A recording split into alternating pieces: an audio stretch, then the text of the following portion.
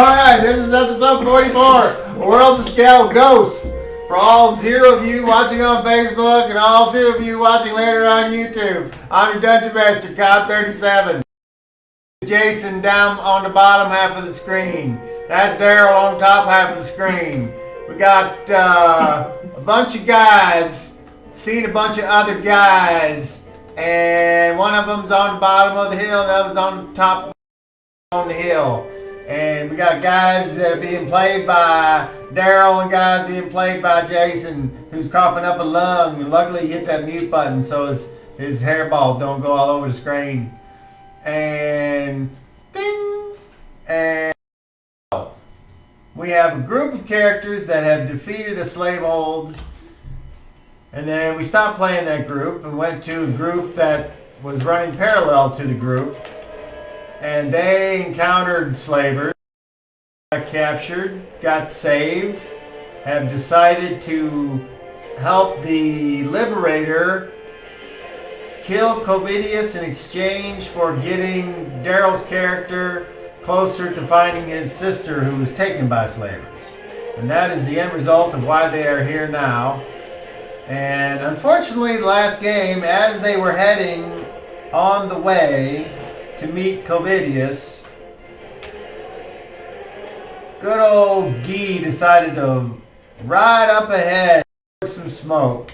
And lo and behold, it was a Acariman encampment with like, who knows, 400 or 500 soldiers there, or maybe more, who knows. And he quickly turned around and went back to the group, and they started going along the other path, hopefully not being noticed.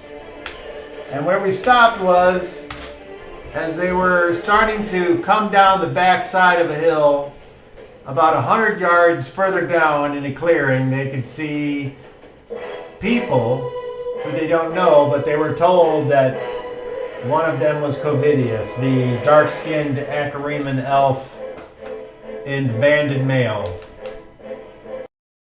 Stopped. So, Guy, Morris, it is up to you to decide how you want to proceed. Who could be those we're looking for? We'll attack them. Sitting at fort. We need to tell these people right now that there's an army not far from here at all.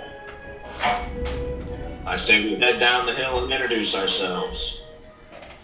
Flint says, I say we... do you think you're going to walk down there and introduce yourself and then just like kill Covidius and that'll be that? Or are you planning on finding out if Covidius is somehow redeemable and then reneging on our deal?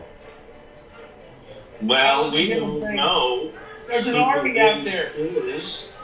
So we'll ask if he's there, and we're looking for these heroes. Our original plan was to help them or seek their help. I never And said that is an army right back there. We keep forgetting that. There's an army back there. We need to tell these people there's an army. That's the enemy. You said he wouldn't recognize you, Flint, so we're not just going to rush down there and attack them. Don't be silly. Let's go introduce ourselves and speak to them, and we'll don't say like, that's him, kill him. Don't be like that. We're going to talk to these people and try to get in their good graces, and if I get a chance to off this Covidius, if he is there, that is what I'll do. We've discussed this. I'm not planning to keep my end. I'm not going to fight a death duel with this army right behind us. No. These are the people I've come here to fight. This army. That's why I'm here. In the fort, we need to go to it.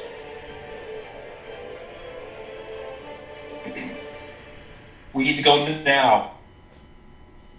I start riding in that direction towards the fort. Let's go, Flint.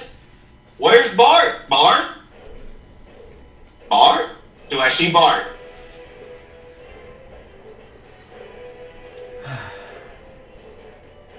Unfortunately, you don't. He was here a moment ago. He was, but something must have caught his attention, and like a kid that is easily distracted, Boris left. I'm just hoping he went back to the Acaraman camp and started blowing stuff up. How's that sound? Well, he had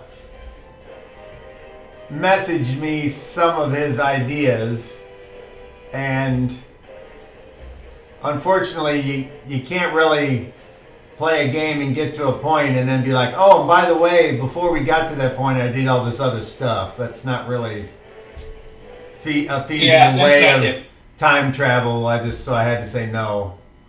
Not that they were bad ideas, it's just, everyone could say, well, before we get here, I remembered that I had 16 swords extra made back in the time. Okay, yeah. Okay. Yeah, it's one thing to say, well, and in general, my character will do this if nothing else happens. Yeah, what I'll do in future and what he's got at that time.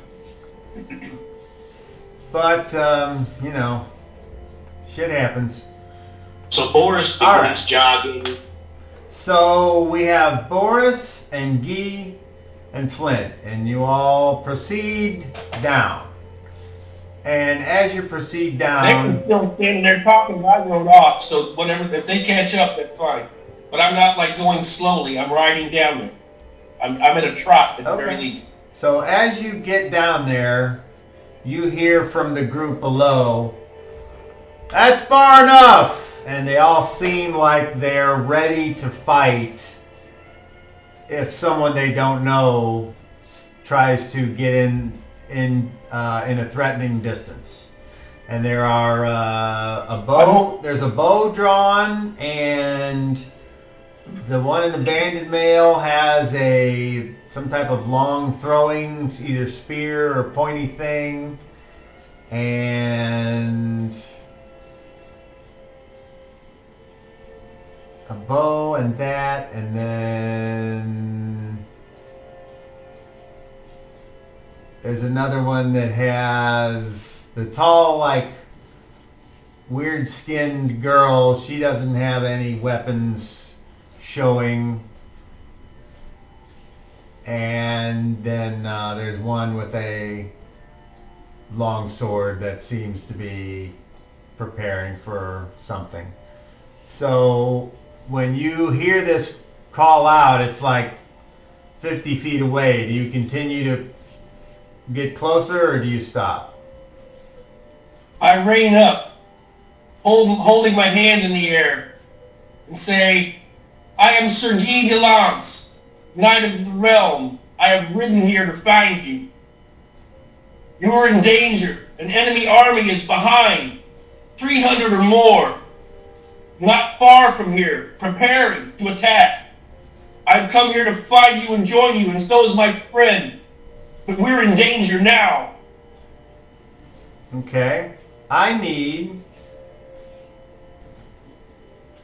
Guy de Lance to roll a charisma check, please.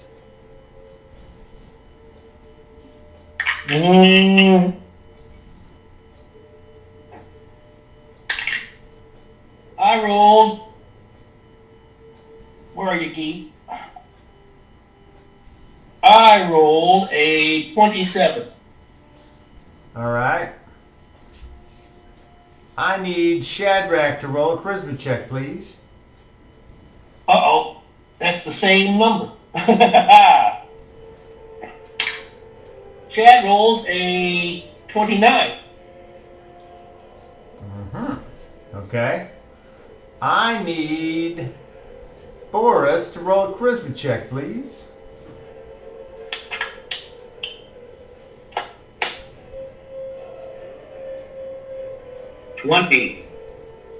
I need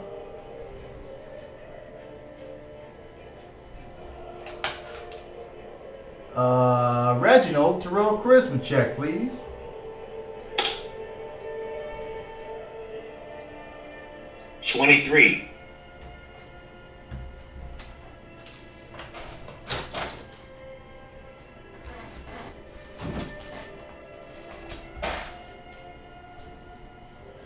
One thing's for sure, Guy doesn't look alcoholic.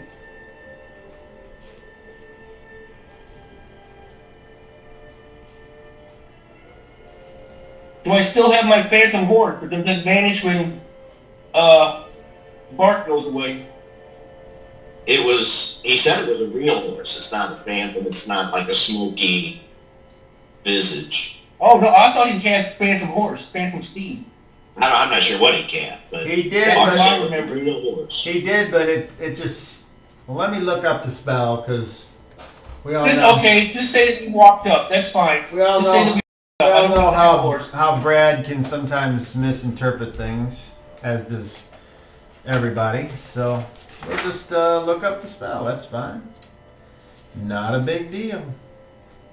I don't want it to be a delay or anything. I can just walk up there. That's fine. There it is. 3rd level wizard spell.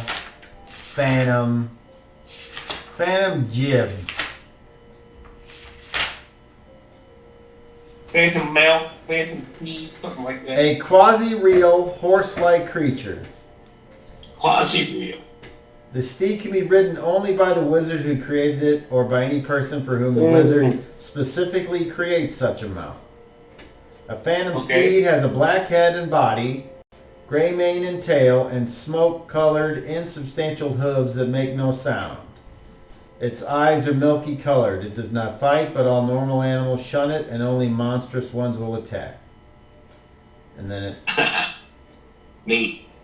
A stana moves at the movement rate of 4 per level of the caster to a maximum movement rate of 48. It has what seems to be a bit and bridle. It can bear its rider's weight plus up to 10 pounds per caster level. These mounts gain certain powers. Nice. What's the duration? 1 hour per level. Wow. Well, I guess I still have it then. That's up to you. Yeah. All right, so this knight on this phantom misty black ass horse. Whoops. Hey, it makes you look more powerful. Magic. Yeah, certainly, like I said, I don't look like anything the Acaramans have had up to this point. Okay. I need Reg charisma check.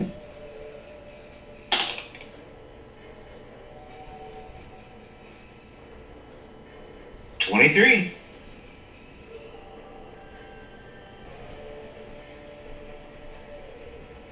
And I need Boris to roll another charisma check.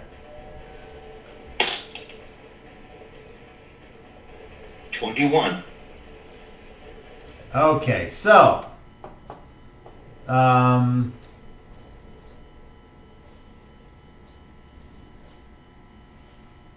only one that did not pass was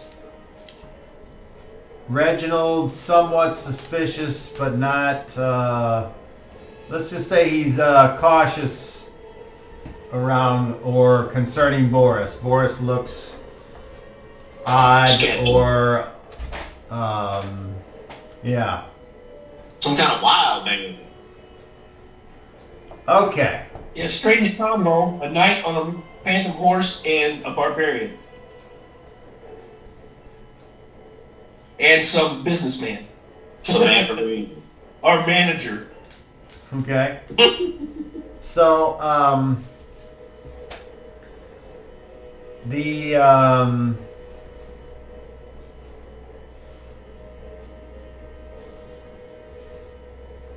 elf and the banded male, dark-skinned, he says, well, that's a good story, but I personally would need more than words to convince me of such a thing after the fights that we've been through together.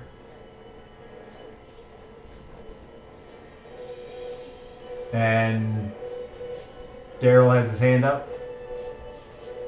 Boris, has Boris arrived at the point where Yeah.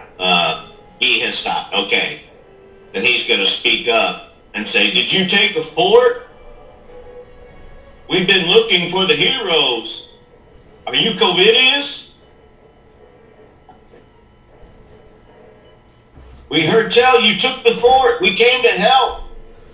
We did take the fort. And My sister's been taken by the slavers. well, there were many people we rescued at the fort. But I don't know all of their names, obviously. We were going to find help because there was a reason why we left, and Cobb doesn't remember, but the other people were staying to keep the people safe there. There are slaves that were freed there. Yes. I need to go there. I need to look for my sister. He's going to begin to advance. You fools! None of this will matter. The enemy is behind us. They're not far away. Hundreds.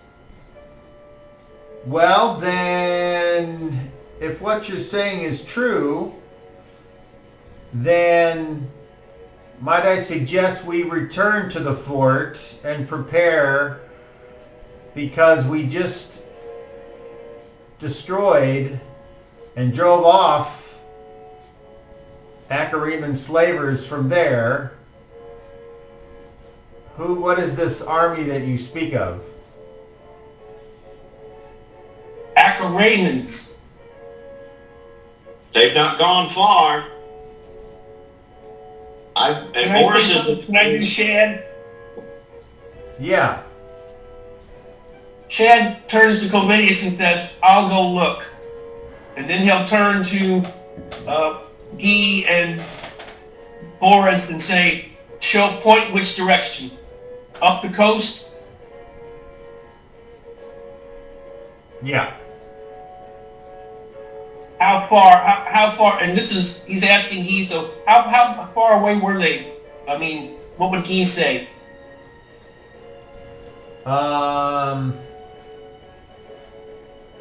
Maybe half a mile? Wow. Shad turns into a crow and starts flying that way. Reginald waved his hand. He said, slow down, not so fast. And he's going to go with him. You're going to turn into a crow? No, but I'm going to follow you. You're going to be in more danger than I'll be. Hey, I stop. He flies off. He flies further, and I'm like, fuck it. I can't follow. Yeah. Boris is standing there. He's like, which way is the fort? I need to go there. Which way is it? I mean, we can see the fort, can't we? No. No. Okay. He's prancing. He's ready to run. Guy will start to move forward towards the group. I'm already there, man. Okay. Now, if just to make things perfectly clear, and if it didn't make sense before, we'll just say, well, this is where we ended up. You guys landed on the mainland, and then you started walking, right? And you walked for several days. Like 6 days. 6 days comes to mind. So, as you were heading north, you kind of started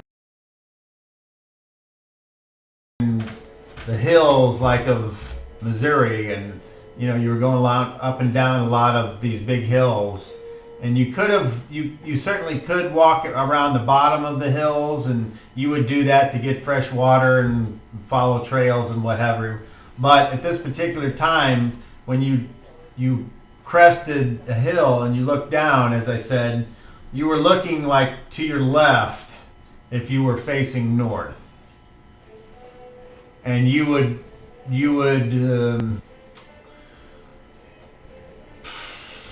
that's about all I can say at this time is, in other words, west.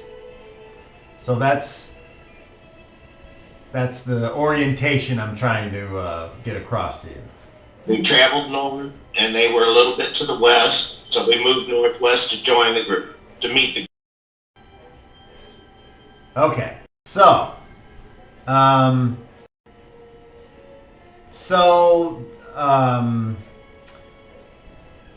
one, there's a elven man there with a bow and arrow, and he's holding on to the bow and arrow. He's not stowing anything, but he's not pointing an arrow directly at you, and he says,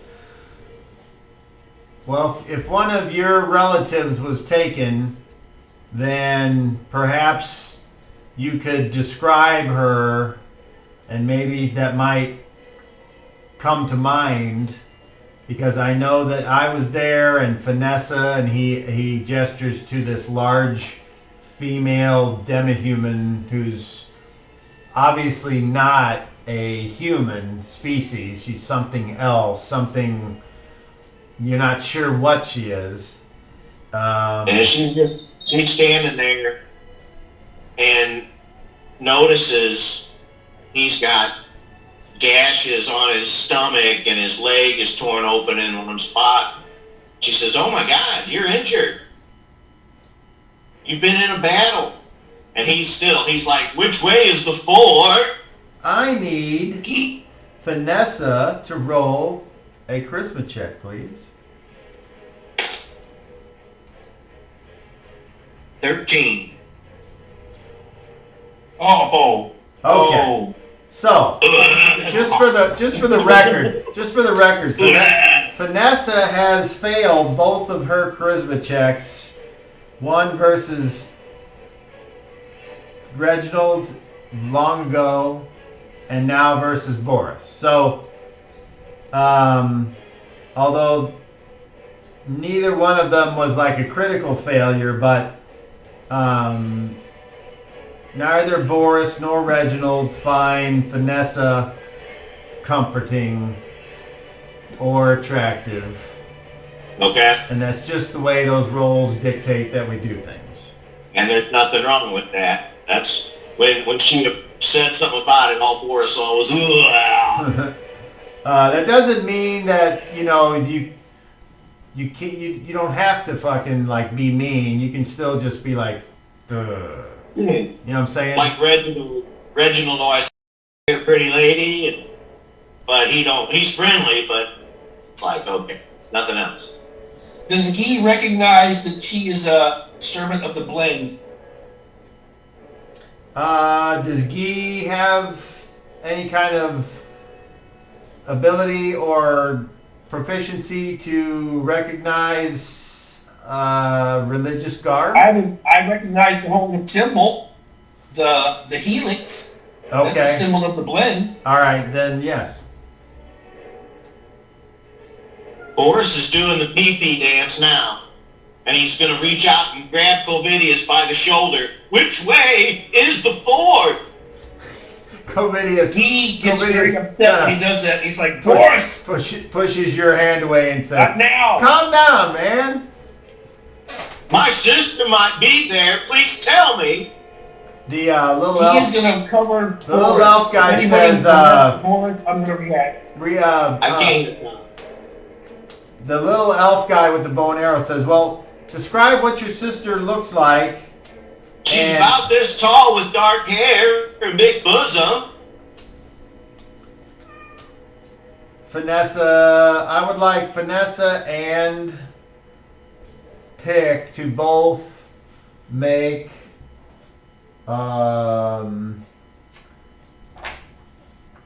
intelligence checks, please. Oh. 22. Okay. For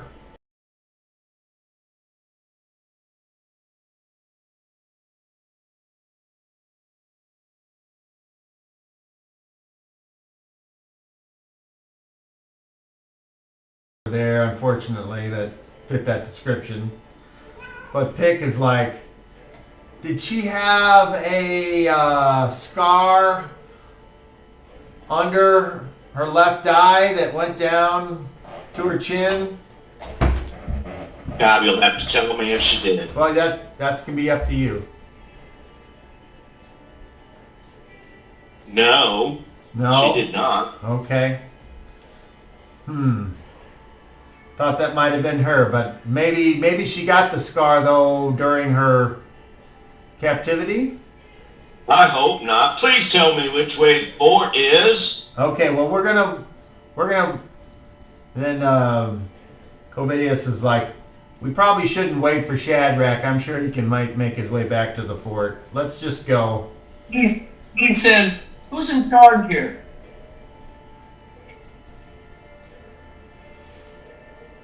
Nobody really. Vanessa raises her hand, and she says, I have claimed this fort for the blend. We have sent for backup. And I hope that the priest is sending resources. But at this point, nobody rules. We are just here to help the people. Pick says, maybe these guys are the resources. Did you come from the monastery? Yes. You did? And Covidius is like, You're just well, fuck. into it. Covidius goes, well, fuck. All right. Who's the chief there? Who sent you? What's his name? That'll.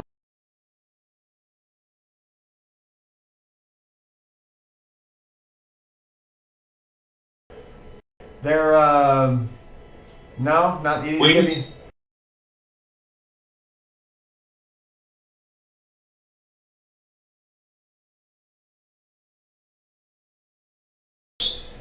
And which way you had gone. That's why we came this way, looking to help. Can we please go while we discuss this? And I start moving north. Okay, I'm staying in north. Covidius is like, well, good luck to you then. And Come on, let's go.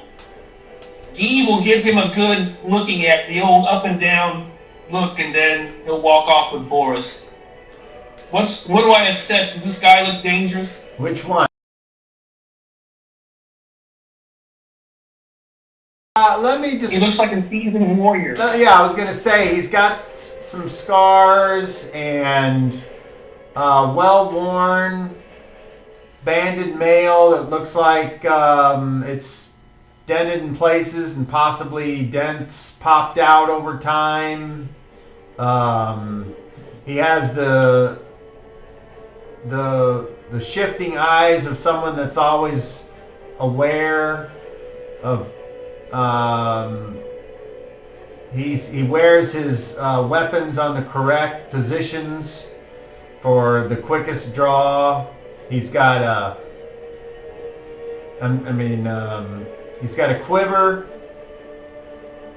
that's on his back, but nothing is in it as far as you can tell, which seems odd. Well, it just had a big battle. He has some...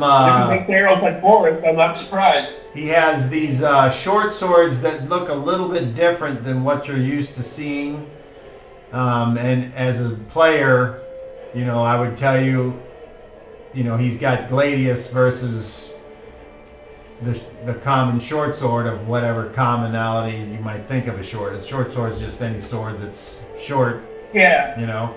But a Gladius... I know that Roman swords are beautiful. A Gladius has definitely got a sort of a different look to it. Even though it functions the same. It functions the same as a short sword, but it just looks a little different. He appears to be muscular and very fit. He carries himself like a soldier. You would recognize that. He doesn't appear to have any obvious, like, non-disciplined, finessed movements. things like that. Things that if you were... He looks like a pro. Yeah. But he didn't say he was in charge. That's one thing that intrigues me. He All said... the people that are around him expect to say he's in charge. Yeah. He didn't say that. He said none of us are in charge, and then you guys kind of started talking, so I just wanted to make sure that was plainly put out. Yeah, he's intrigued by that. Nobody's in charge. So Part of the problem. Pick's like, hey, if you want to go to the fort, it's this way, and they all start walking southwest. Okay. Forrest turns and adjusts ports and follows on tippy toes. Okay. So now we move to Shadcrow. As you fly in the direction that you were told the army is. Now remember, I said treetop level. I'm not like way up in the sky. Okay. Treetop level. Why? Just so we're on the same page. Why would that be? Why would you specifically be at the treetop level versus any other level? I'd be a lot less visible in case somebody's looking for... the Akaramers, they've already shown they got some crazy stuff going on, so Shad's just trying to be stealthy as possible. That's why I'm trying to be stealthy. Okay. Now, if there's a bunch of crows flying around the camp, then I'll just join them. But I haven't seen that yet, but I figured they should be easy to find. If there's smoke and stuff like that, all right. So I should be able to see that. You, as you fly up and get your bearings, you do notice the smoke from something, and you think, okay, that must be the camp. And you start to fly, and you said you're flying at treetop level. So Yeah, so I should have... Yeah, that should mean at least know which direction you're roll going. me a d12. So. Oh my god. There's a giant crow-eating gump glab. That would be great. Please roll a 1. I rolled a 6. You had that look like Rump, man. you fucking rolled a 1, but then you were like, I do it. Okay, so you fly just about, half a mile. Takes probably 5 minutes, maybe, or less. 3 minutes. And the crow flies. Yeah, I mean, I would think you would fly faster if you weren't flying, as you said, the treetop level, because that means you have to occasionally change your altitude and or trajectory. But, within 5 minutes, you come and you stop on the light on a tree, and you look, and your little bird head turns, and you see a bunch of tents and people in banded mail of all dark skin, like swarthy Mediterranean looking, not African. And they all appear to be in a huge camp, cooking fires and cleaning things and digging latrines and gathering water and all kinds of stuff. And you notice that in the hastiness of Guy's retreat, that this is actually sort of an open area next to a halfway decent creek that they've made camp. So it's a good spot to make a camp. They have natural resources. And if you would like to do anything else or try to learn anything else, you will have to adjust your position. You will have to change the parameters of your all right. So this, from what I've seen, the Guy's estimate of hundreds of them makes sense. Yeah. All right. That's all I need to know, that there's hundreds of them. Oh God. I'm gonna fly back to the port. Okay, I need you Can't do much else right now. I need you to roll one more d12 for me, please. All right. 2. Oh. The great bird does not sense your presence. Okay, I'm gonna go. Great bird. Yes, I'm gonna go check. Cut it out. I'm gonna go check on Isaiah and get wee wee. I'll be right back. Alrighty. Yeah, no, you I hope you didn't think Shad was going to fly off and, like, attack this fucking camp with lightning bolts or something. No, I was just gonna slink and see what I could see, but You would have got found or seen or something. I'm glad I stopped. Yeah, We should look. I figured if anybody should be in danger, it should be me, and they're going to have a hard time. Because now I can shape change into a critter. So, and that's what I did. Before you leave the camp, you should see if the boat is there, if the ship is there, if it's like... And that doesn't matter. There's hundreds of Acaremans half a mile from the border. Yeah, well, I know. I'm not worried about the ship. We have to deal with the hundreds of Acaremans half a mile from the fort. Now Shad understands Guy's alarm. Yeah. You were the only one that actually saw it. So now I got to. We got to.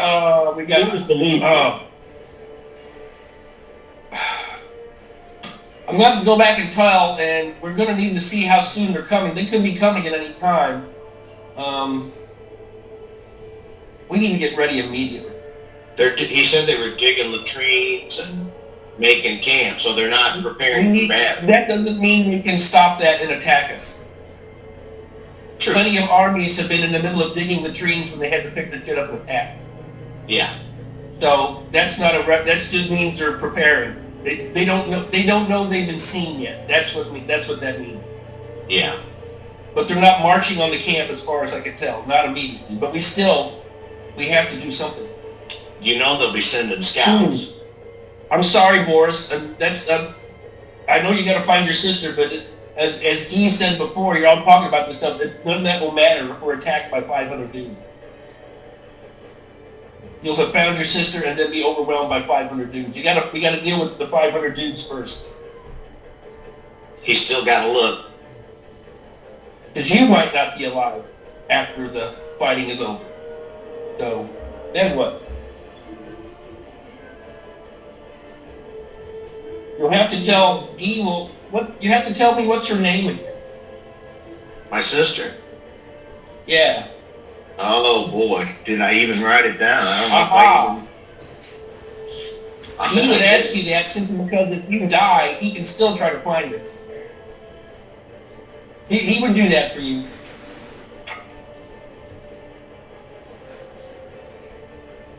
Even though you're a heathen.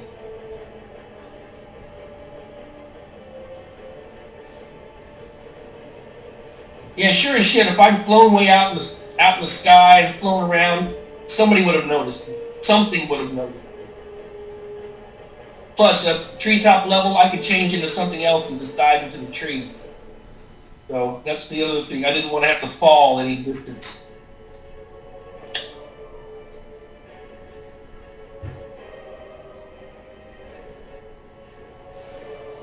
Yeah, I don't see a name at all. I'm going to have to make one up. Ooh.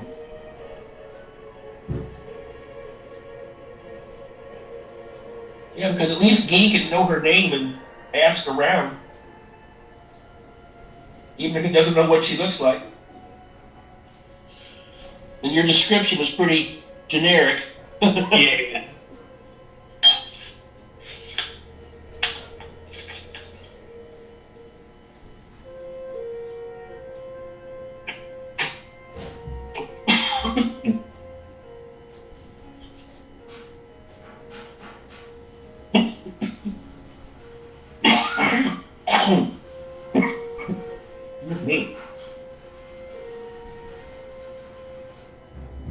Her name is Nebula.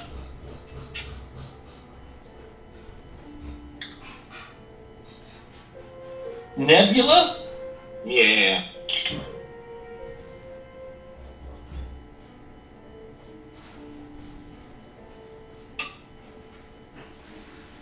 Or Nebula. Yeah, Nebula. Depending on the dialect. Nebula. Ball bricker. Nebula. Nebula. Her name Nebula.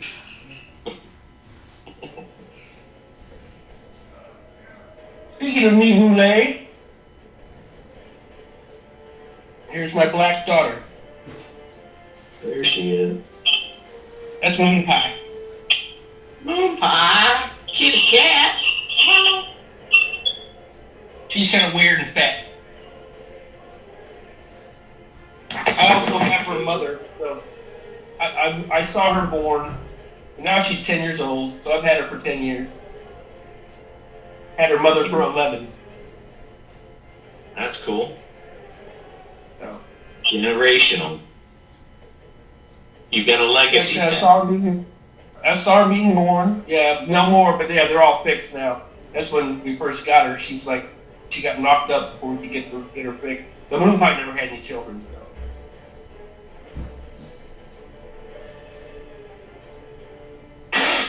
Yeah, Boris is pretty antsy on the walk. Vanessa. So indeed, but like, goddamn, there's a freaking army back there, and everybody's acting like it's no big deal. They're right up there, you fools! Why would you listen?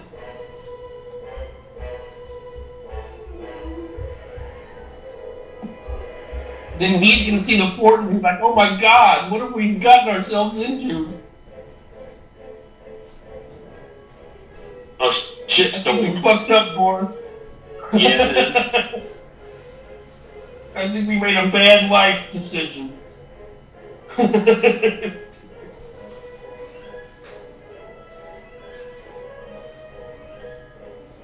That's why we needed Bart, because there's 500 goddamn Acaranians. I know. Like I said, all nights to disappear. Just as I expected. Like, hey, Bart. Oh, fucking Bart. I played with him before. Gunpowder's wet. Okay, we got chicken nuggets and fries in the oven for him downstairs, so we'll get going with this until the timer goes off, and then I'll have to disappear again. But so you all are traveling together. We got Boris, Guy, Reginald, Vanessa, the big one back here. I'm going to dismiss the horse because I don't know how long it's going to last, and I don't want to have to be on riding it in the middle of a battle and have it vanish. So I'm just going to dismiss the horse. You mean like you get out down and then what? Tell me how you dismiss this phantom steed that Bart created for you. He dismounts in a classic fashion, turns to the horse, looks at it, and says, I no longer require your service. There's good old Shadrach right there, I think. Yep, Shad. Okay. Turn around. I will just leave it there. I won't mess with it anymore. I'll just walk away from it. So unless somebody wants a particular marching order, you're all just kind of random, haphazardly going, and the two that don't know where the fort is, they're following. Unless for some reason you want to be in the front. I don't know how that would work, but Daryl... He will be near the front. Well, I mean, you can go 2 by 2 easily. You can go 3 by 3, but when you get down onto the game trails and the dips and the hills, then it might be 2 by 2 or 1 by 1. So, but first of all, Daryl, you have your hand up. As soon as Boris can see the fort, he will begin to run. Noted. Okay, anybody else? Since he doesn't think these people are taking this shit seriously, he's going to bring up the rear. Okay. He expects an attack at any moment. All right. There's Guy.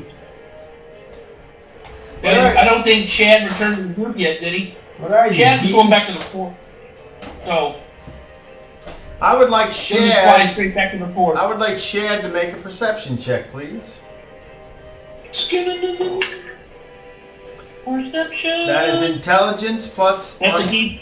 on a D30. Oh, wow. 23. All right. So Shad proceeds to fly back towards the fort. He does not seem to see anything else, although, no. All right. So, if there's no marching order, then it'll be just kind of random at the time if anything happens. Oh. With Guy at the rear. All right. Vanessa will approach Boris and say, when we get back to the fort, you need to let me tend those wounds. You've been in some kind of battle. Yeah, we fought a super tusk and he tore us up a little bit. Are we almost there?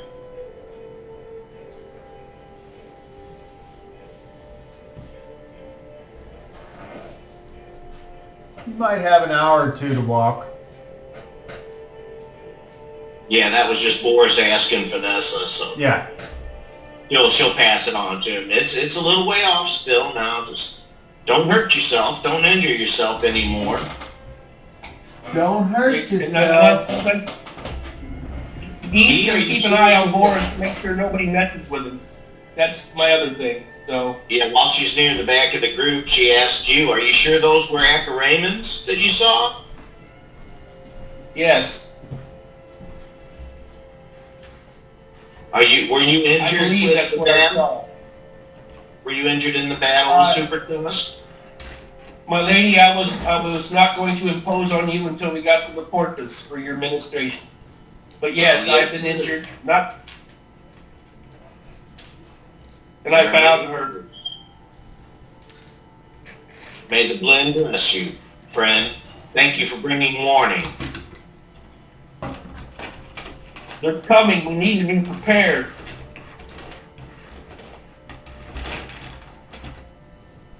How many soldiers do you have at the fort? None. What? None. We're a hospital. The fort was a hospital? It is now. We drove the soldiers out. We have Covidius. He is a brave soldier. Yes, that's what we've been told. And you appear to be a soldier as well. Now we have two. The blend is blessed. They said there was also a paladin here. Yes. I think you mean Crump Weasel. Also a servant of the blend, a very brave soldier indeed. Crump Sorry, I Weasel. can't remember. Can you? Yep, I got his name too. I can't believe I can't find any notes from that last session. It's like, what I'm was I afraid doing? several of my bits of paper have been disposed of, some of them not with my permission. Yeah, I might have started writing on something else on that pad. Wait a minute. Oh, hey. Hold on 1 second here. Let's see what I've got. Sir Ducians? That's not it. Senator Turnus is in charge. Okay, these are...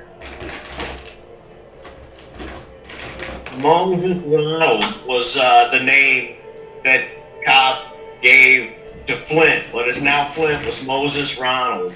I wrote that down, but I was like, obviously that wasn't it. Seriously, that's what I thought when I saw it. I was like, why did I write that down? He takes us to the island of Rumsford. Oh, I'm not sure about the Serducius. that's great. Who was the paladin, Cobb? That was Kettle Tom. Kettle Tom, yes. And he remained at the fort because he wasn't going to leave these people until help was brought. Yeah, when you were out of the room when he asked Vanessa if there was a paladin at the fort. So, yeah. He wasn't with the group, he was back at the fort.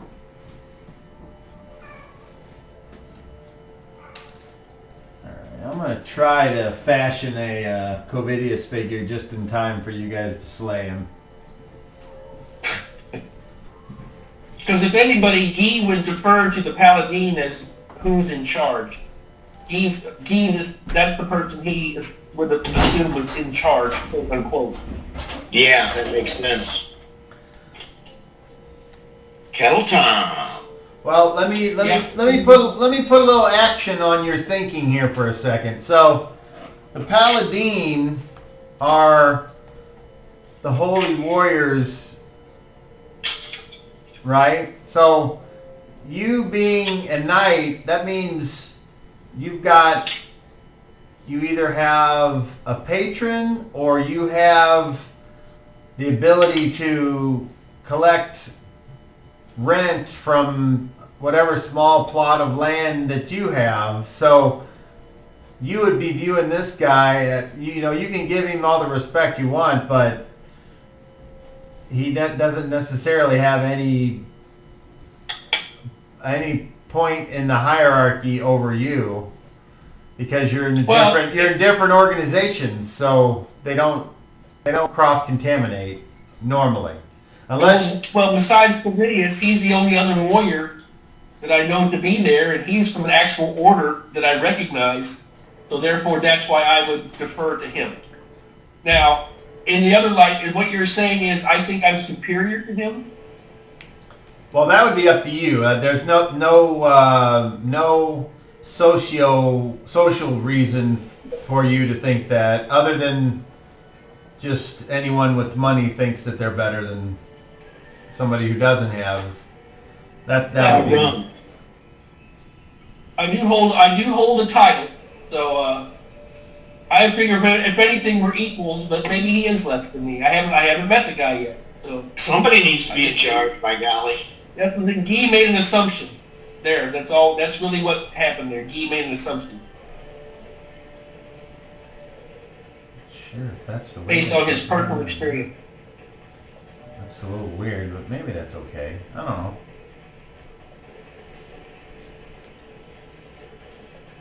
Because Kettle Tom certainly showed his prowess in battle to be able to deal damage and heal people simultaneously. That's pretty impressive.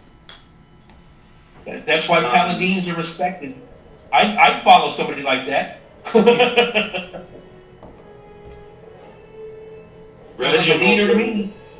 Reginald will stay near the front of the group and kind of watch out for deadfalls or stupid crazy traps or Acarena scouts.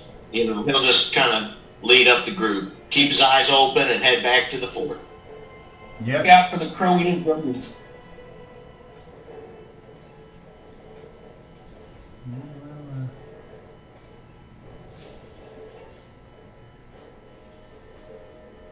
Okay.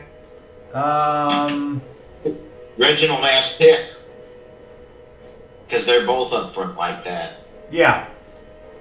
And he's like, what do you make of the new guys? That wild man, I don't know about him. He's all jumpy and antsy and springing about. I would feel better if they had some kind of official either documentation or something coming from the monastery, honestly. I mean, it would be a super great story to tell, to try to get into our good graces. I'd rather not fall for that again. If you know what I mean. After Antonius was a sham, but I don't know. The one is a knight of some kind.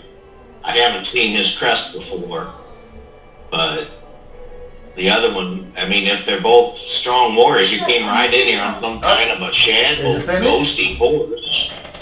Not sure what kind of magic he got. I just got summoned by Kingsley Crumpston. There you go. And he's right. Huh. Alright, you got your plate?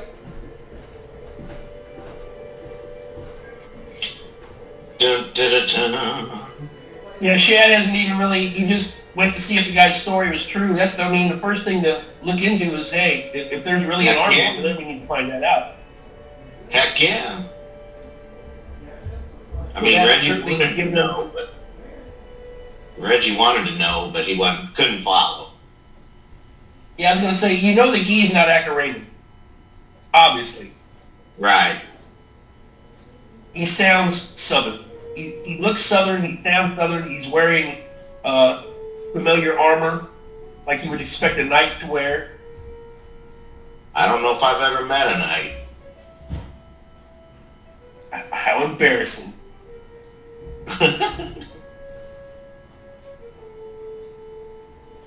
Well, he certainly looks like a warrior.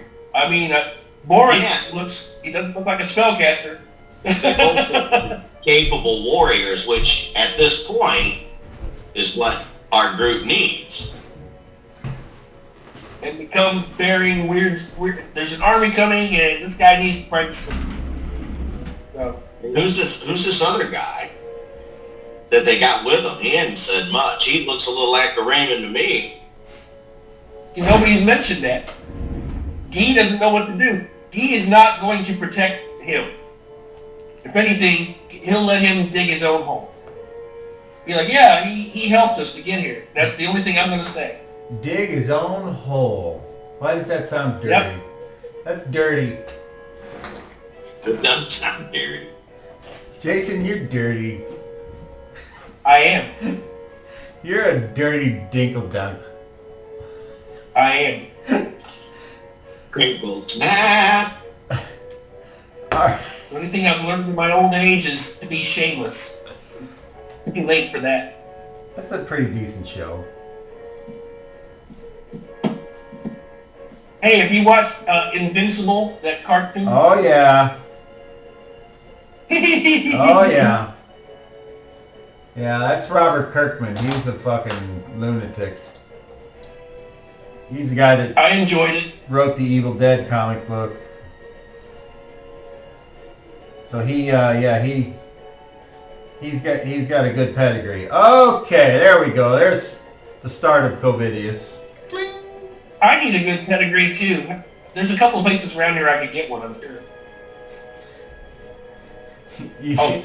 Yeah, the day you get a pedigree is the day that the AKC accepts turd monkeys. Wow. Wow. Wow! What are you doing? Oh no, it's the Grinch! Check it out. Okay, so, as you all make your way through the forest, you start to The descend. fairyland of love. You start Oh, to sorry. you start to descend even steeper now, a hill with forest, and as your feet crunch on the underbrush and you're making sure that branches don't smack you in the face as you walk, I need Boris to roll a d12. Yeah, don't break your ankle in a hole. That was awesome. 7. 7. Okay. You break momentarily through the trees and you can see to your left down the steep part of the hill the beginning of the clearing and then the walls of the fort. And as you keep walking, you get more exposed out into the open before once again starting to settle down and underneath the canopy to where you can't see the fort again. And did I hear correctly that as soon as Boris would see a fort, he would just take off running? Yeah, you make it sound haphazard, but he is a skilled runner, and he will run down the trail in the direction, and he won't run blindly. He will move as quickly as he can safely, in the direction of the fort. Well, then I would like him to, first of all, would he have any ability or proficiency that would allow him to move with more surety through difficult terrain? I have the running proficiency. I don't even know if there is such a thing that I am asking, but I'm asking it anyway. Yes. I'm looking. I've got. I don't want to presume. Chad can do it. Chad can move through dense underbrush at normal speed.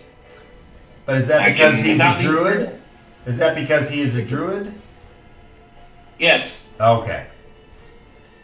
All checks made while running are made one category better. A normal strength check for triple movement and strength -4 for quintuple movement.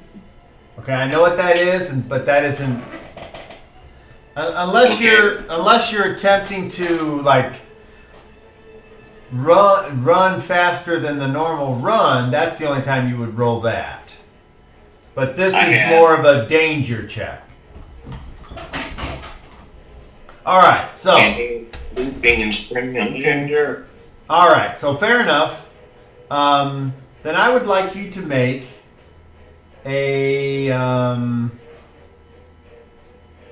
I would like you to make a dexterity check, but you have to. But there is a difficulty because you're running downhill, and that's just dangerous. So roll, and tell me what you get. Plus 9. It makes 26. Holy shit, that's what you needed. Well done. So you decide the fort, or whatever it was that you said. And that's exactly what I say. I saw the fort, and I begin to go past everybody. Okay. And so you start to run, and you realize you're running downhill. And it's not the first time you ran downhill. But in your excitement, you're like, your eyes are perfectly attuned to step on what you think is a solid fallen tree, and you use both hands to flip over an exposed rock, and you're doing great. But then the next time you see there's like a what you think is solid, but it turns out that there's some moss on it, and your foot goes zip zip, and just for a second you do that thing where you're like dang, but then you just catch yourself. And you continue to run down the hill, and you make it to the bottom of the hill, and what you see is a little path, and you see a pool or a pond, and then you see a path going from the pond to what looks like a wooden fence, and I need you to roll a d10. 5. Okay. You see that there are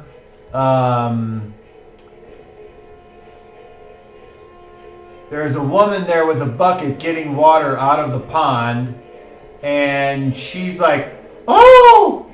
But you're not surprised by her. And so what would you like to do at this moment? At the time when it looks like it's clear and open and I can see a long trail, I kick it into high gear. I sprint at triple speed. Woo-hoo! The pond is, if you remember the drawing of the fort, it's right next to the back of the fence. So okay, I go into the fort. and I might have that drawing here somewhere. I know I took a picture of it, I think. It might be on the jib jab, but it would be 3 months ago. Oh, the jib jab. What's up, Jason? It's on the jib jab. Or is it on here? Let me see. I don't think so.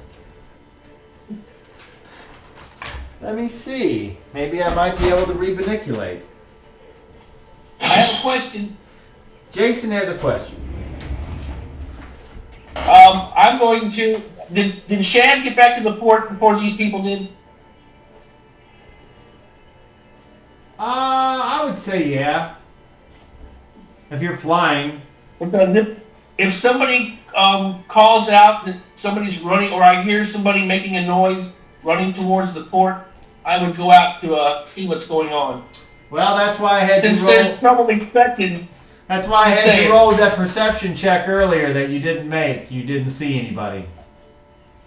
Well, I mean, now that I'm back at the fort and he comes running to the fort, I figured you meant I didn't see them walking through the woods.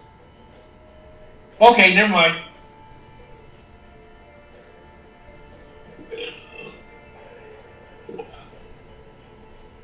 Yeah, I don't, I can see it in my head how the fort and the pond was. I can see it in my head. And the cliff. It was fairly simple. I mean, it wasn't like an elaborate configuration. Right. By the way, I saw The Last Duel. Yeah, I want to see that. It's worth watching. Oh, is that a movie with Ben Affleck? Yeah. Because I like the period It might be pieces. good. And that's one of my favorite eras, so... And Adam Driver was in that too? Yes. Yeah. Okay, I'm thinking of the right one. What century is it? This is the 21st century, buddy. 1300s. Beer down. 1300s. 1300. That's what I was going to 1300, early 14s. Just by the look of the costumes and stuff.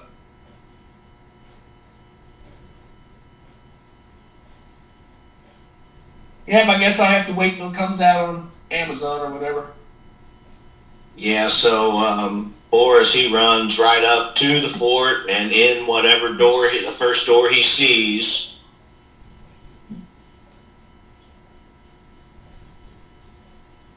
There's all this bullshit some fucking Shadrach fucker keeps filling up the text thing with.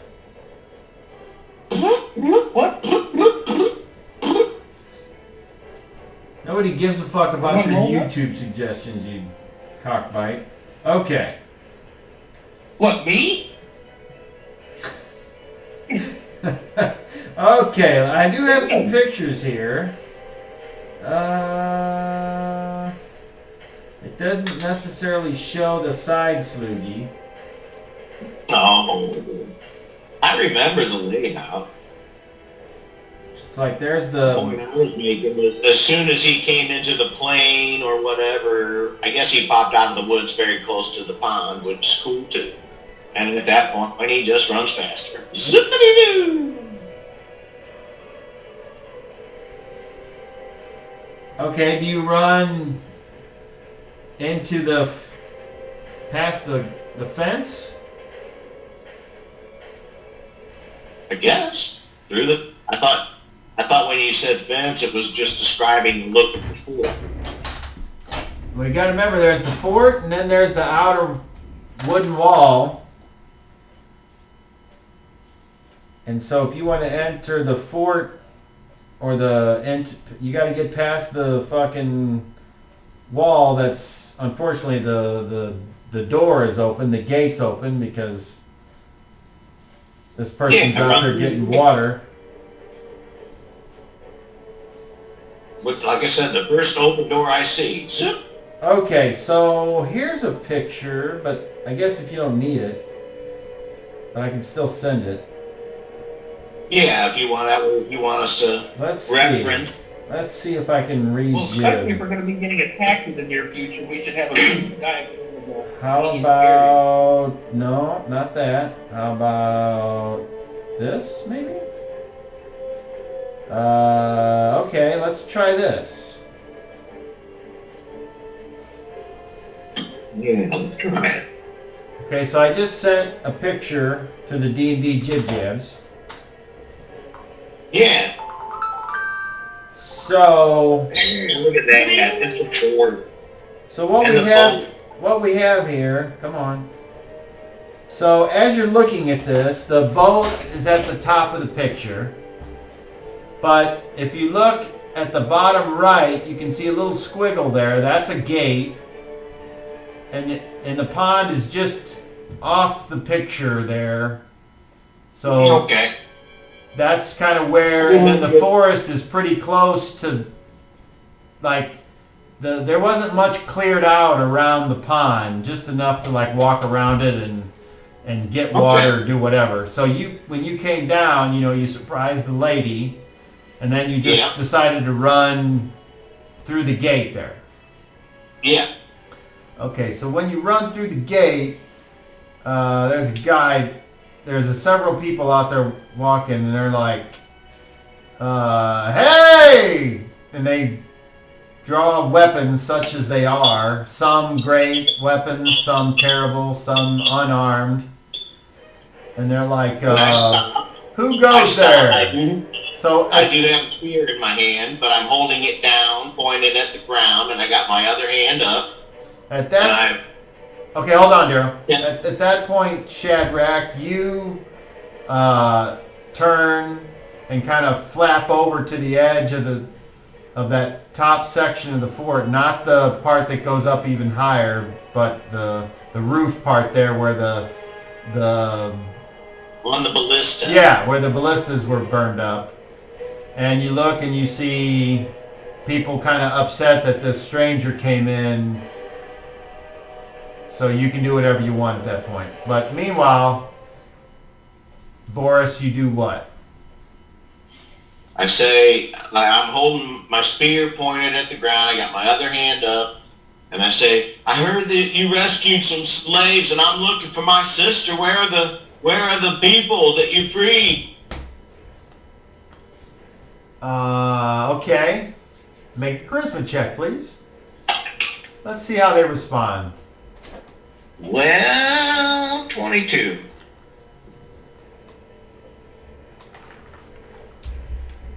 Okay. Not my best roller. You don't recognize any of these people, but No. two guys kind of walk over, and they both have these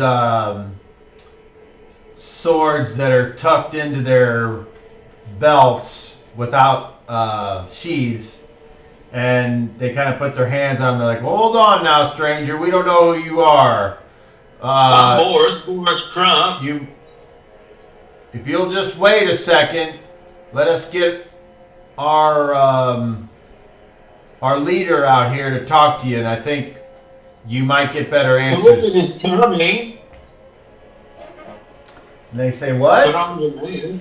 You know COVID? He's on his way. And so they're like, they kind of look at each With other. the priest. They look at each other, and then they're like, all right, hold on. Yes, Shadrach. I'm going to fly down there and turn into Shadrach. All right.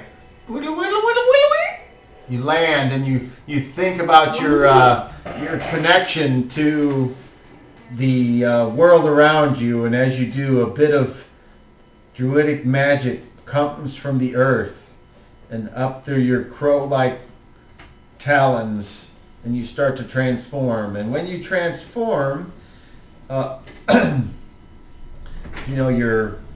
your arm, you start to grow, and your feathers slowly kind of like retract, and at the same time get replaced with your leather armor. And in one hand where was nothing, it's kind of a nub, but your spear grows out of that until you're standing there at your full stature, and the people are like, ooh, they're amazed.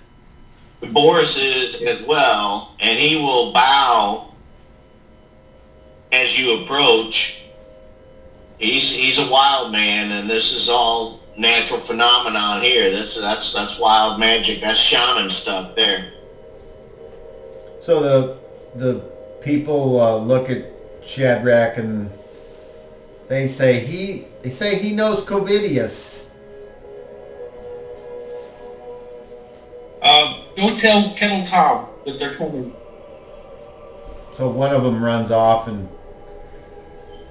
leaves you three They're standing. on the way. I'm looking for my sister. You were First there. of all, What is your name? I'm Boris Crump. I'm looking for Nebula. Your sister's name is Nebula? Yes. Where are the Turn to the other slaves? man who's there. Go amongst the women and see if there's a woman named Nebula. Thank you. Thank you, please. Who are you talking to? Now calm down. Who are you talking to, Shadrach, when you just said that? The other man who stayed. The other man that stayed. I see.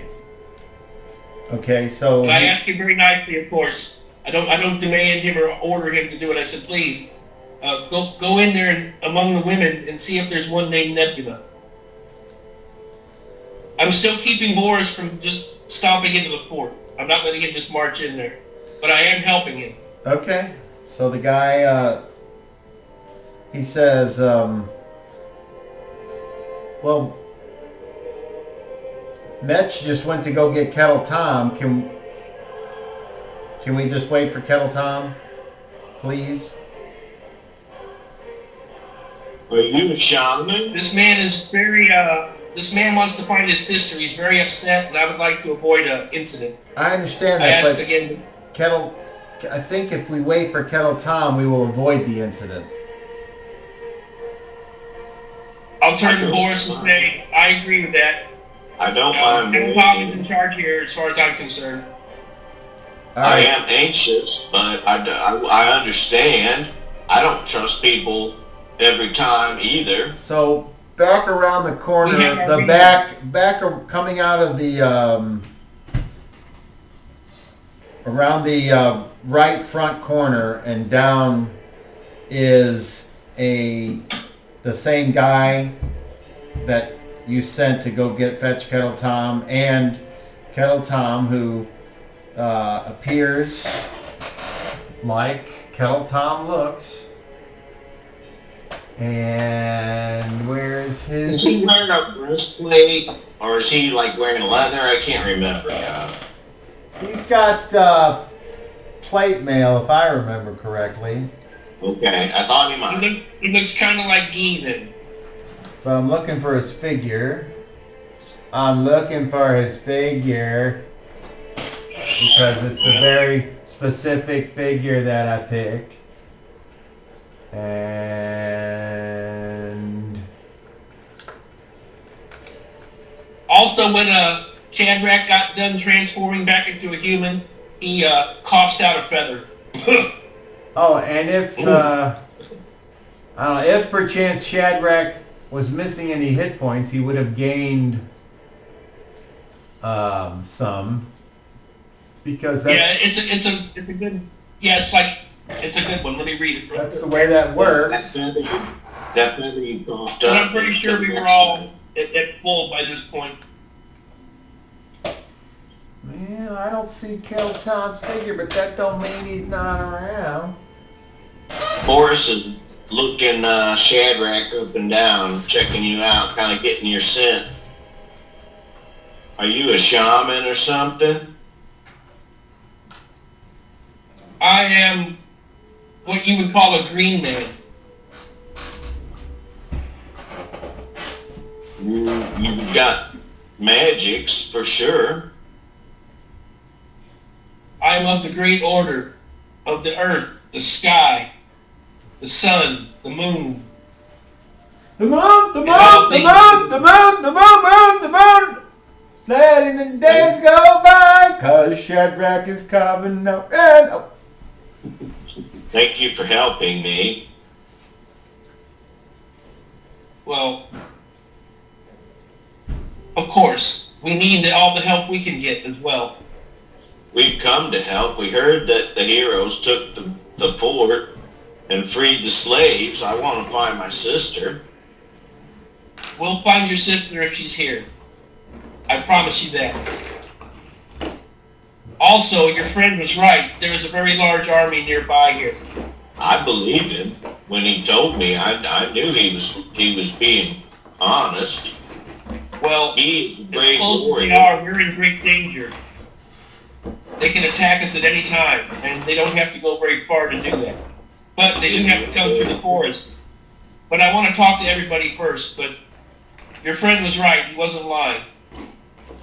So Kettle Tom walks over and he says, "My name is Kettle Tom, and in the name of the blend I have helped to free this slavehold of the Acaramans, freed their prisoners, and we await help."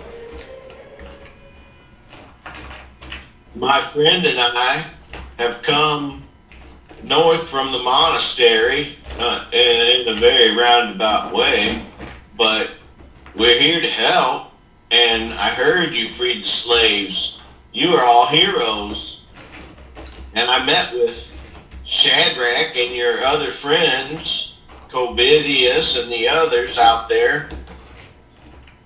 They're on the way. They should be here soon, but I did run pretty fast.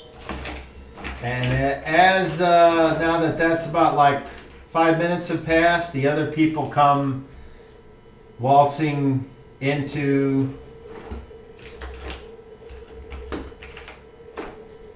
the fort. And you can see... Shadrach will tell Kettle Tom that there's an Acaraman army very close and we're in trouble. It must be the ones from the ship that you sent away. Could be. Shad looks around and says, "What ship?" Shad looks... Wait, you don't mean Shad, you mean Yee? Well, I have to admit that I just spoke and Boris didn't know about the ship. But he knew that you rescued... Tom did just say they took the ship from them, took the slaves, and sent off the ship. So that's what he was referencing. Okay. Yeah, it did sound suspicious. It's like, ship? Kettle Tom says, "Well, if you're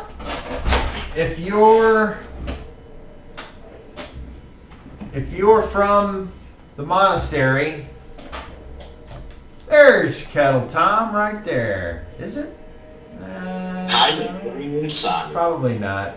This doesn't look right. That's okay. It'll work. He says, "What?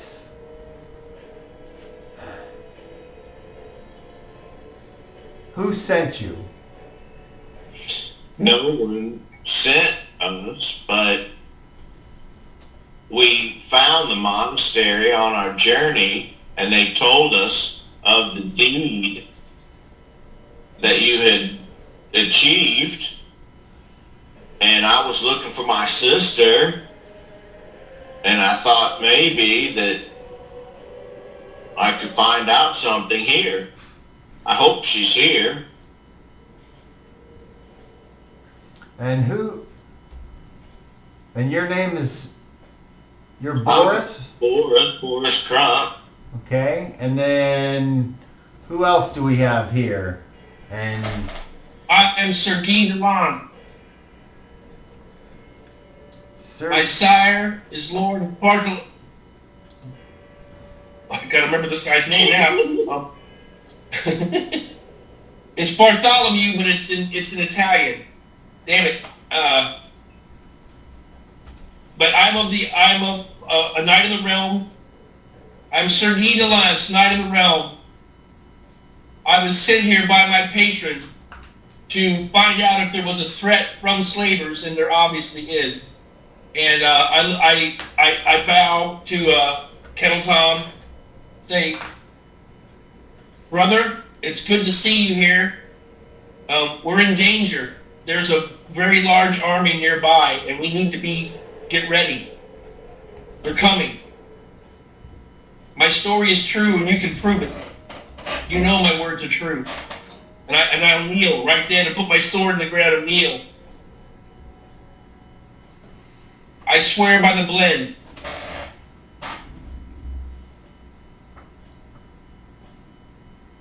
I believe him. That's fine, This is what I was sent here to do. They're coming. I was sent here to fight them, then I'll fight them. Reginald will speak up and say, "That's not the crest of the Republic. What realm do you serve?" Who is he talking to? That I have to be that piece of paper. He. Okay. I come from the fiefdom of Lord Bartolomeo in the south. We are of the Republic. I am a knight of the Republic and a knight of the realm. Does Reginald have heraldry by any chance? No. Okay. I'm of the House de Lance. This is my symbol. I show him the boar's head. If you know who I am and what my kind are, then you would recognize me. I was hoping that the Republic was aware of our battle, of our situation. I was sent here to see if it was true. So they will know eventually, but right now we're going to have to fight for our lives. Guy, you notice that Kettle Tom is looking you up and down. He seems to be assessing you, taking your worth, and then he says, "Guy, Boris, welcome." And he comes over and he offers his hand. Thank you. It's nice to meet you, Tom. And he will shake both of your hands, and he says, "If you are enemies of the slavers, then you are allies of ours. We thank the Abbot Wakanda for hearing our call, and I know that the sister Vanessa, if the DM is remembering this correctly, said that she was able to interact with Wakanda in his dreams." I sent word. I don't know if this is what he had in mind, but the blend works in mysterious ways, and blessed is the blend. Thank you for delivering us. I would say that by the looks of these two individuals, they are most certainly what the blend has in mind. So, please follow me and come inside. You must be perhaps thirsty after your long trip. Let's do a quick walk around the fort first and see if anyone looks like your sister, Boris. Come. And he kind of starts walking with the and he says, Mitch, you can stay here. It's fine. I've got this. And Vanessa, if you would accompany us, I would appreciate it. Pick, Covidius, if you want to walk with us, you can. Otherwise, you can, go and rest. And Covidius is like, I'm just going to go walk around in the woods a little bit and look for anything. And Pick says, yeah, I'll go up top and kind of see what I can see. So they leave the scene, leaving Reginald and Shad and Vanessa and Boris and Guy. I thought Boris went with Kettle Tom. Yeah, and Kettle Tom. Well, right now those are the ones that are there. So who's going to walk with Kettle Tom and Boris, I guess? And Jason has his hand up. I would just on Guy's behalf, is this place a mess? Define what you mean by a mess. You've been here for a while, and Kettle Tom Does it look like it's been? Is it in bad shape? Are there holes in the walls? Is there debris all over the place? Not giant holes, but there are certain places where perhaps some minor wear and the elements might, but this wood that they made these forts out of, if they were treated properly, they lasted a good long time. So I would say no, it's not junky. It's not a wreck, okay. What about the ballista tower? Are there ballistas? Well, they were destroyed, if you remember, by some fucking lightning-wielding punk. So they're no more. Now, the defenses I thought one of them survived. Huh? I thought there was one ballista, but the crew died and ran away. But anyway, oh well. So Okay. Guy will stay with the group. He'll stick with Boris. What Unless, he can get people organized, because this place needs to get organized. What about... It's pretty organized under Kettle Tom already, so... Okay. What about Reginald and Shadrach? What are they going to do? I'll stay with the newcomers and kind of keep an eye on them. First of all, Shad wants to talk to Reginald, and Andy wants to talk to Vanessa at some point too. So, but yeah, there's an army out there. Well, when do you want to do this? Because Reginald says he's staying with Kettle Tom's group. Well, if Shadrach takes me inside, I will. As we walk along? One at a time. Reginald, go. If Shadrach pulls me aside, I will go to him. But if we walk along, I will lag behind and speak. So how do you want to... if we can just walk along and talk. All right, I'll do that. So you're behind the other four. So Plus we can keep an eye on them. Go ahead, Shadrach and Reginald. Have your conversation, please. There's an army coming, Reginald. If they don't, I don't think they know we know they're there. But there were hundreds. Yeah, so it is as big as he said. Yes, there were at least a couple of hundred, probably more. I was going to get everybody together and talk about this because I think I need to go back and give it another look. Are they preparing for war? Or are they just retreating?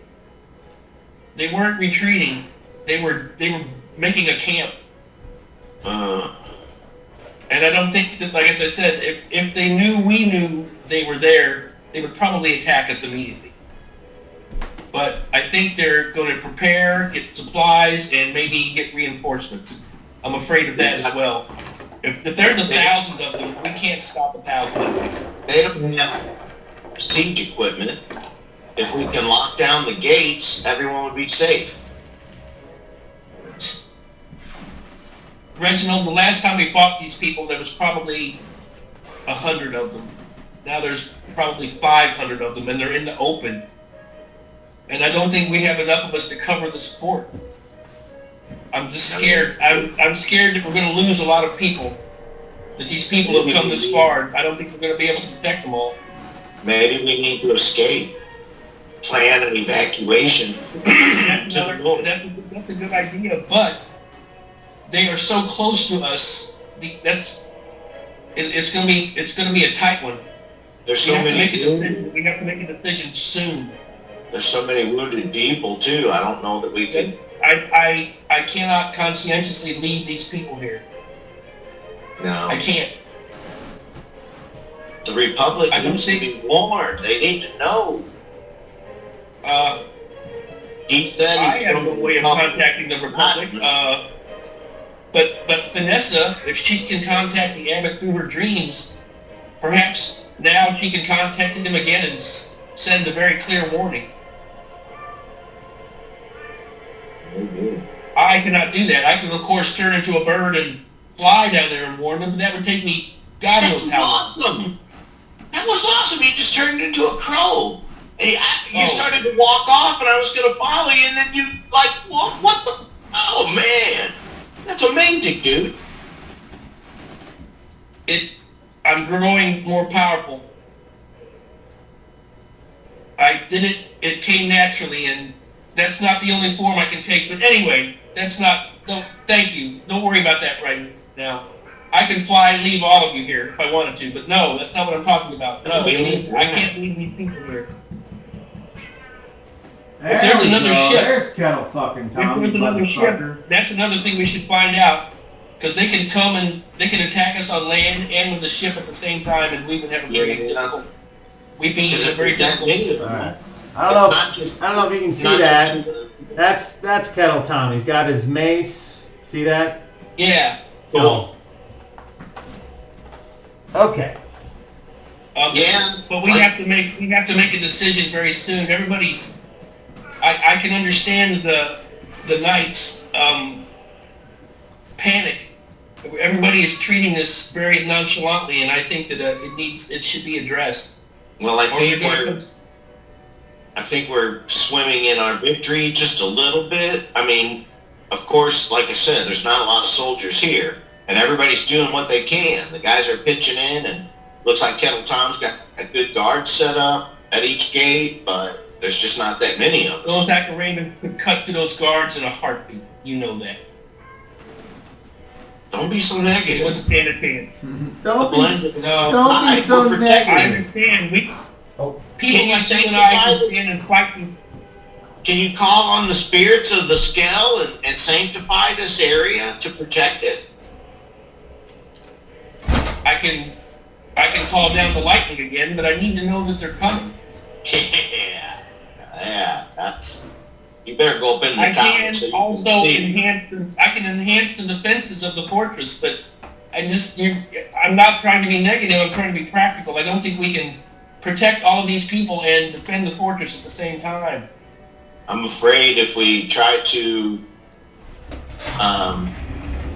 evade or escape, evacuate, they would get us in the woods and cut these people down. There's not enough Chad healthy looks at you people. all of a sudden. Chad's eyes get real small, and he says, "Remember what we did before? Maybe we should attack them." That's the last thing they would expect. It And was. if we did attack them with all the same power that we attacked the fortress, and it was true, their morale will break. Now you're getting into some deeper strategy than I understand, but Remember how we attacked the people before? They don't know that we know. We have that advantage. For all they know, we're sitting here treating a bunch of wounded people. We know that they're there. yeah, Shadrach, I've trusted your judgment in a lot of situations, and you've proven wise. So that's something you should But we bring up. need to ask the others. I'm not going to go off on my own to do this. And I want to, like I said, I think we all need to have a council of war right now. That would be unwise. I could, by myself, probably cause a lot of trouble with them, but it wouldn't stop them. Let's make sure we don't lose track of those people. I would just like to state for the record that I was really hoping you all would fail your charisma checks so that you could all kill each other. But you ruined my fun, so fuck you. Anyway. I barely passed, but by golly, I made it. Well, I was happy. I was glad that both Chad and P made good rolls. I knew that they were good rolls. Anyway, go ahead. Then at least there would be a hesitation. It's not good to bottle up your feelings, so I just had to share. Yeah. But, Reginald, we need to get everybody together now. This little tour of the facility is ridiculous. We have to let all the people here know what's happening and give them the chance. If they want to run, tell them now's the time to start running. Oh my But God. I'm not going to leave the wounded people here. I will stay and Cause a fight panic now, but until I agree we have to take action, but don't cause a panic. No, that's what I'm saying. I want to get all the major movers and shakers together before we announce to the general population. And let's hope this person finds his sister. Yeah, let's hope. I have no problem with them. If Kettle Tom thinks they're okay, then I'm all right. All right. I would like Boris to roll I'll be right back. a level check, please. Oh boy. It's on a D30, and you're adding it. 14. You're adding your level. Okay. So. Plus 4, plus my level. Yeah. Is 20. Okay. So, after searching, walking the grounds, walking inside the fort, your sister does not appear to be here. He will go outside and sit on the dock for a long time. Okay. Well, while Jason is off, I think I will go wee-wee as well. It makes 3 of us. The tri-pista. Because we're all old and fucked up, right? Isn't that the deal? Oh.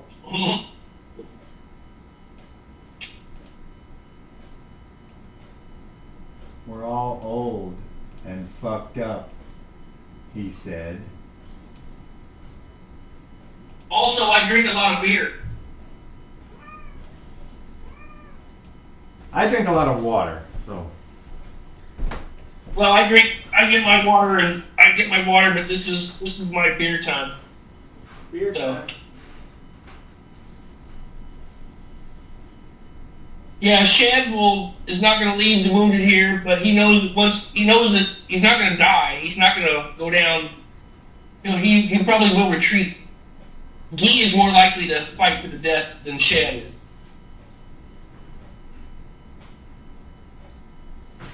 He came here for this. That's what he's here for, to protect the sport or to fight for these people. So, but there's an army just over the hill.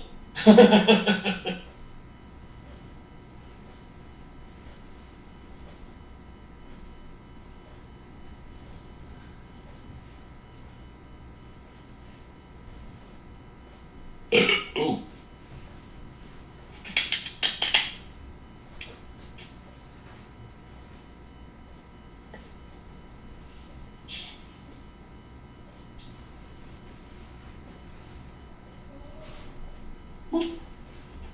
My black daughter. My black daughter.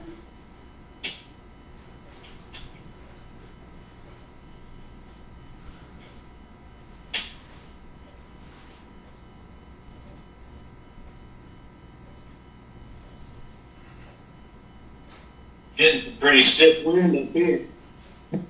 I can't hear a word you said. Getting some pretty stiff wind up here. Oh, Goes up to about 6. Here earlier. Yeah, I think we're about to do an Alamo. Yeah, it seems that way. I mean, I've got some good defensive stuff I can lay out on these people, but I'm only one person. Well, we got several characters here, but we'll see.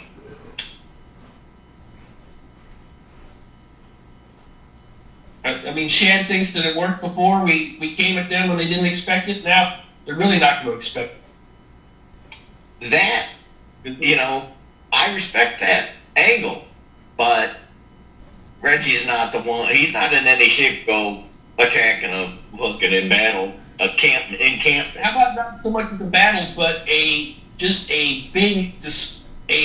what's the word for it? A display of power. A lightning storm. Just kill a bunch of them and take like a hit and run attack. Not stand and fight. No, I didn't mean stand and fight, but just go up there and just lay into them and then split. Yeah, it's like we know you're here. This is a taste of what you're gonna get. They're gonna follow. They're gonna, you know, try. Maybe. I mean, that could work. It could work. That's the thing.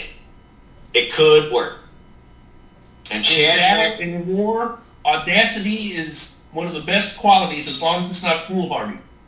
Right. And I'm not suggesting a foolhardy charge into the center of their camp. No.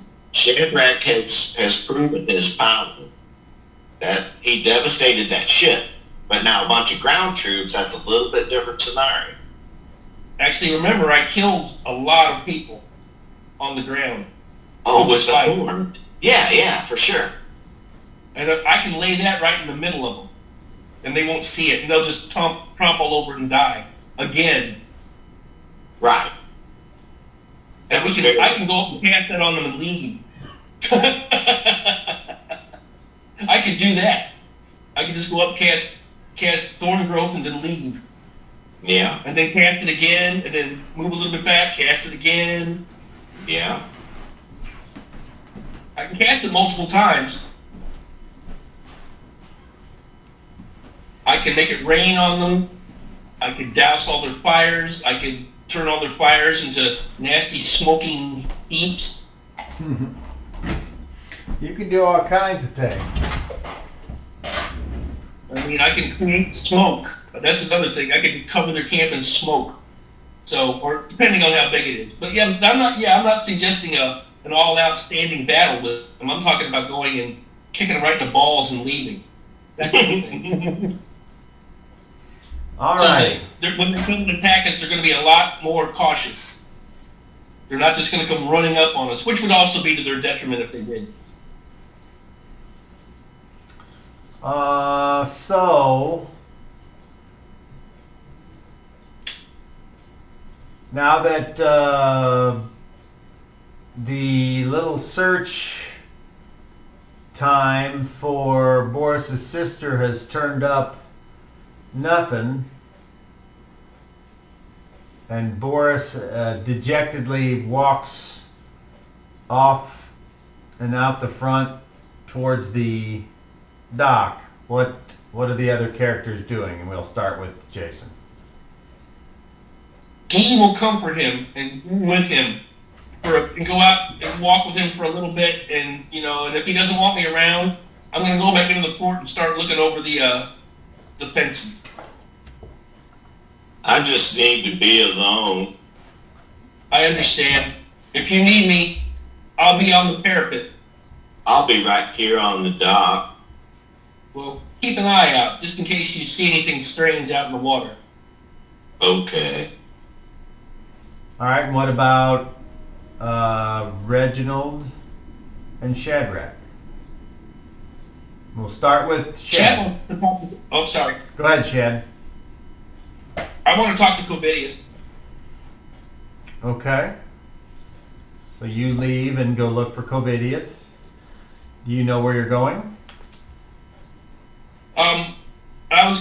He went outside and pick.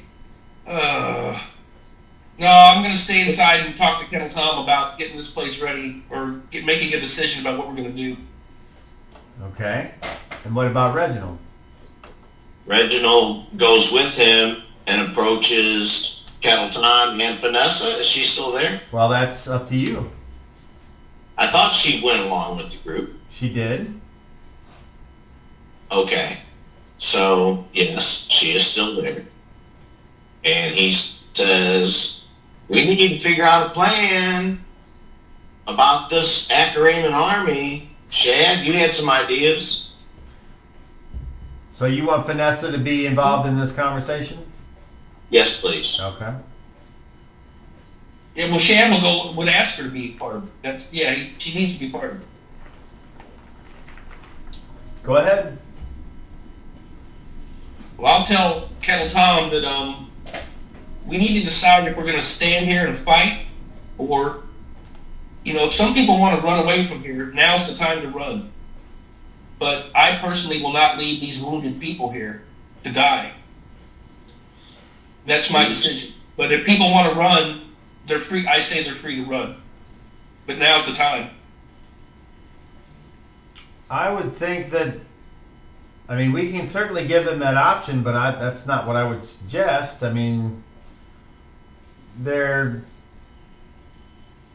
These aren't people that are used to being attacked, so they would be easy pickings for anybody with any skills. And Reginald speaks of the gates are reinforced. Close everything up. Our first priority is getting everybody here safe. My other idea was to launch a sneak attack against the enemy camp, but my priority right now is making sure everybody here is safe. Well, they're as safe as they're going to be. And if you are who Wakanda thought was the best hope for us, then I would say... We're talking... This isn't Guy and Boris. This is Chad and Reginald. Oh, yeah. Okay. My bad. Just wanted to clarify. Yeah. And Kettle Tom and Vanessa. Yeah, Kettle Tom was talking. So if you think that everything here is as secure as it can get,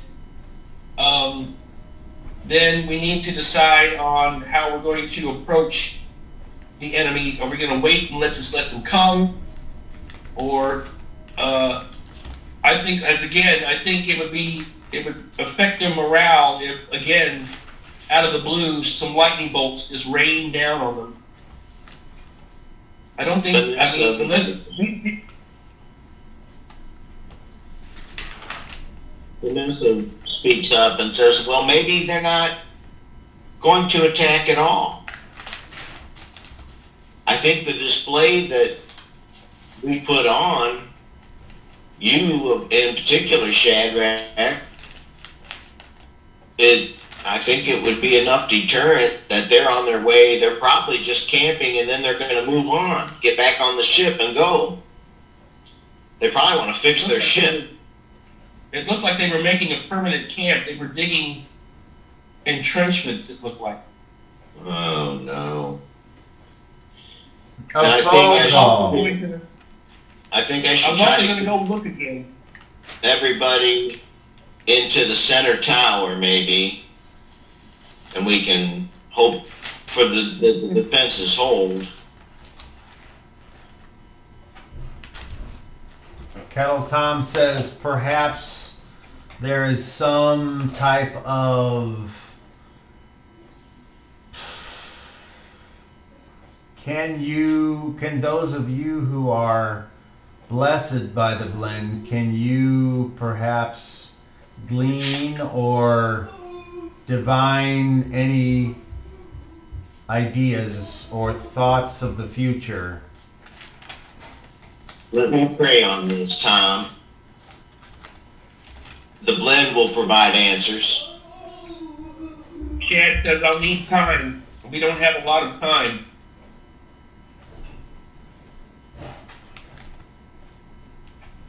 I'll need at least a couple of hours, but I could probably learn something. It'd probably be easier for me to go back as a bird and see really closely. But I'd like to have someone go with me. By myself, I'm vulnerable, and if something happened to me, you'd never know. And I believe, since our last encounter with them, they probably have spellcasters of their own. Yeah, We've seen this already. Reginald speaks up. Hey, Shad, if you need somebody to go along, I don't have much, but I'm at your service. All right. If we do it that way, we have to be, I would think there's only a small group of us should go, not everybody. That'll be a mistake. We need to know more about what they're doing one way or the other. If only they were on the coast, I can sneak up on them in the water. Oh. Just more clarification. So Abbott Wakanda, he was the one that got killed. The new guy was like fucking Keith or some shit. Wasn't his name Barents? That was one of the names I had, and it was on the same page where we had dealt with the Abbott, but it wasn't in the same...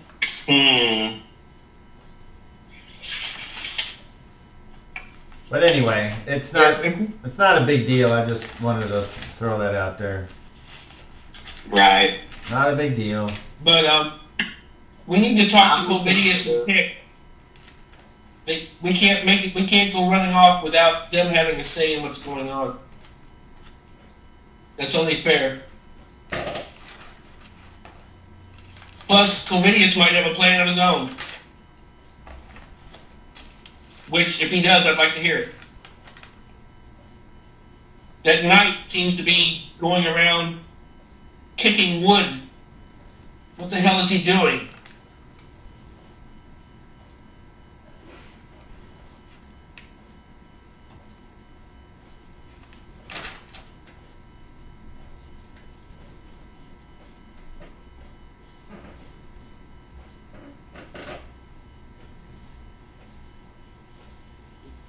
Wow.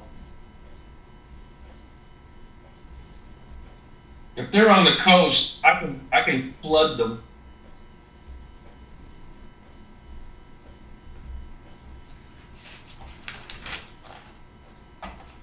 I'd like someone like Pick to go, simply because he's the most stealthy of us all. And he can see in the dark. Yeah. That's an advantage he has over me. I mean, I can make myself to see in the dark, but it takes an effort. You might do better to go alone, but like you said, you'll be vulnerable. And if I go alone, then move, dude. Yeah, I don't plan on attacking them. Now, I can go and scout them by myself. That seems a little easier to accomplish, but I'm not going to attack them. Right. If I leave, considering... Okay, Cobb, how long did it take me to fly from that camp back to the port?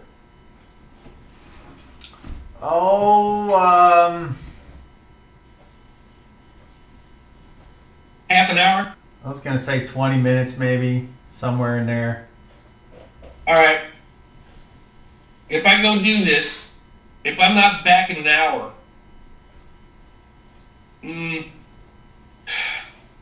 2 hours. I really don't feel good doing this by myself. Now I feel kind of chicken. I see what Covidius might have meant. I might have I'm afraid if I go do this by myself, either A, I will get caught and you won't know it, or I will get myself in over my head. I'm gonna wait until day. Is it still daylight? It is. How long till nighttime? Not long. No, I'm not gonna do this before night. No, I'm gonna wait till dawn. But I'm gonna go. Okay, I'm gonna go out first light. But I'm not gonna get caught out there in the dark. Not by myself. Not at a time like this when if they suddenly attack and I'm stuck out in the woods, then that's not gonna be good. So I think my best place is to stay here tonight and in case they attack. I will go scout out to sea to see if there's a boat or something I can see, but I'm not going to go inland. All right. And I'll do that before the sun goes down, and as soon as the sun starts going down, I'll come back to the port. Okay, does anybody else have anything they want to accomplish before nightfall? I think so. Adu. I think I do. I haven't found the spell yet. Guy is going to start noticing if Covidius has come back to the port yet. If he's not back by nightfall, let me know. All right. Well, while Daryl continues to look, I will just have Shadrach make a perception check, please.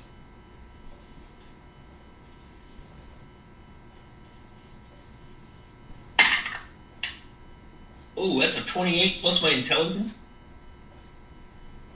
I rolled a 28, so 43.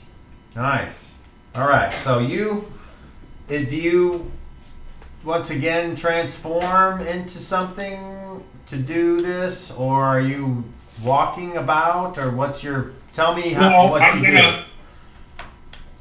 Chad, Boris would see this more than anybody. Chad walks out to the dock looks around, feels the wind, takes a good sniff of the wind, extends his arms, speaks in words that Boris has no idea what he's saying, but calling out to the spirits of the earth, the sky, the sea, the sun, the moon, and he transforms into a big old crow. And I'm gonna fly out, not an incredible distance, but far enough, I'd say probably a couple miles out, to where I can get a good look at the ocean. And I will go up as high as I can, not super high, but I will go up in the air and take a nice big circle out in front, and then come back and land and go back in the port. And if I see a boat, of course, I will note that. But I'm not going to go down and look too close. Okay. Well, with a roll of 43, if there was something there to notice, you certainly would notice it. Do I see a whale? And the only thing that you see that is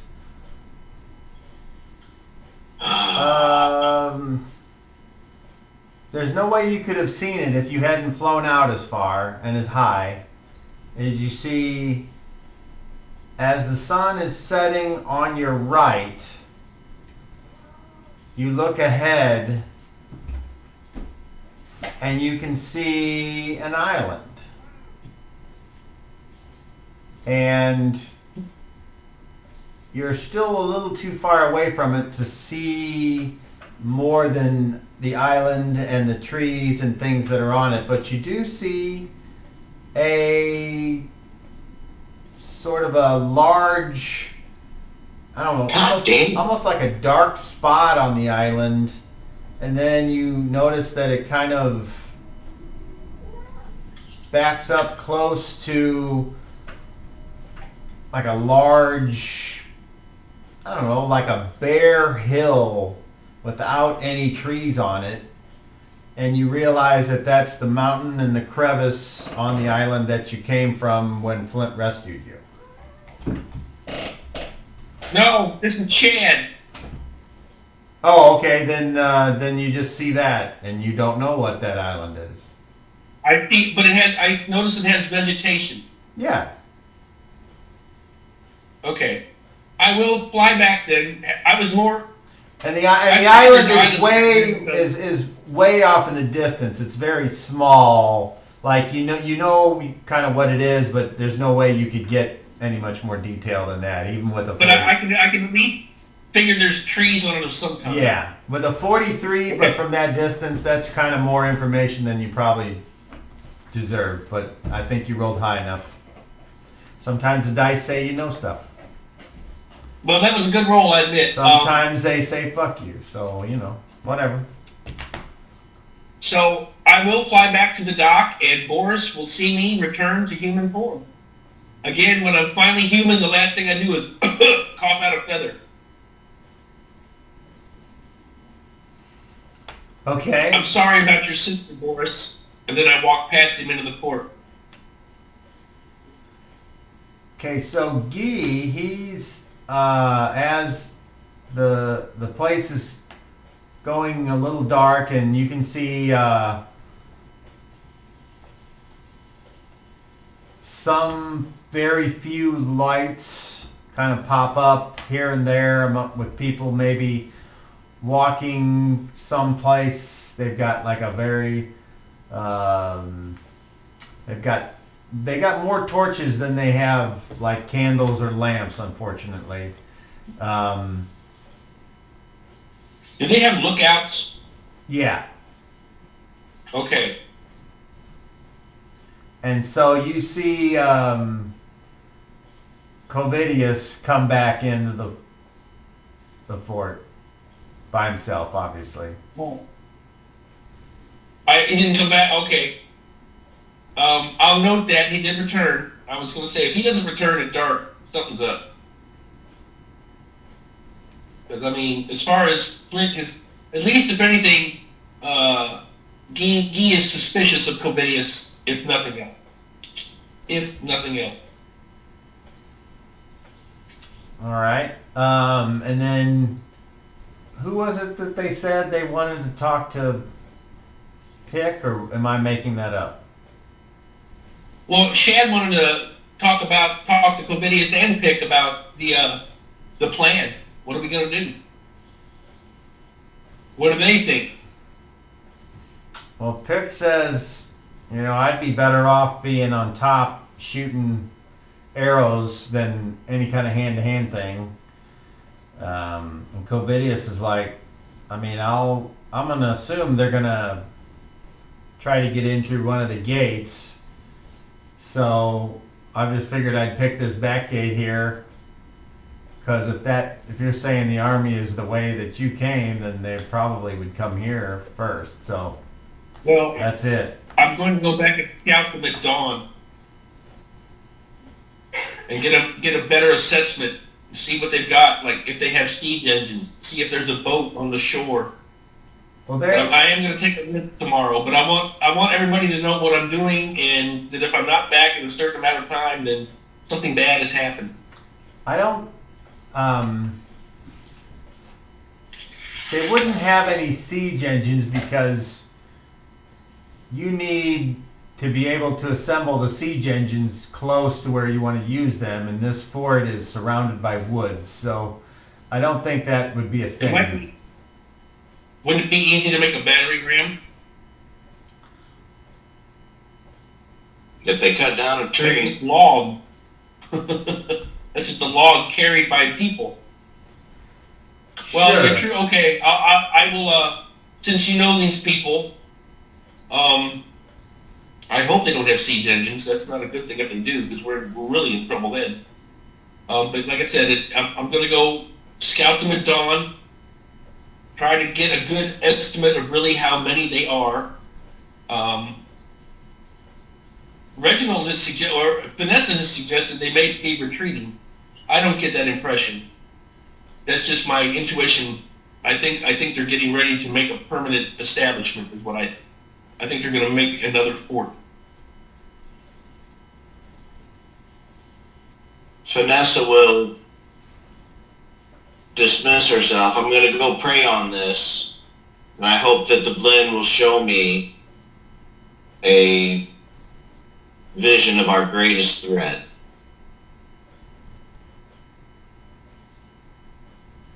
And she goes off to pray in a quiet area.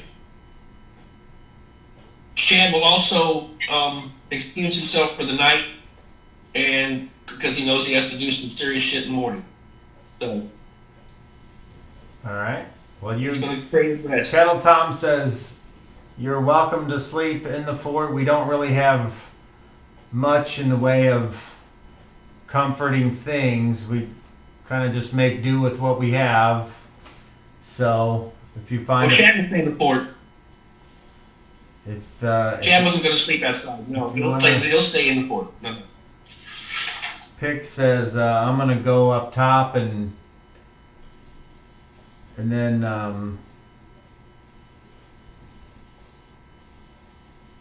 I'll come back down in a little bit. He will take a watch. He will take the watch right before dawn. So,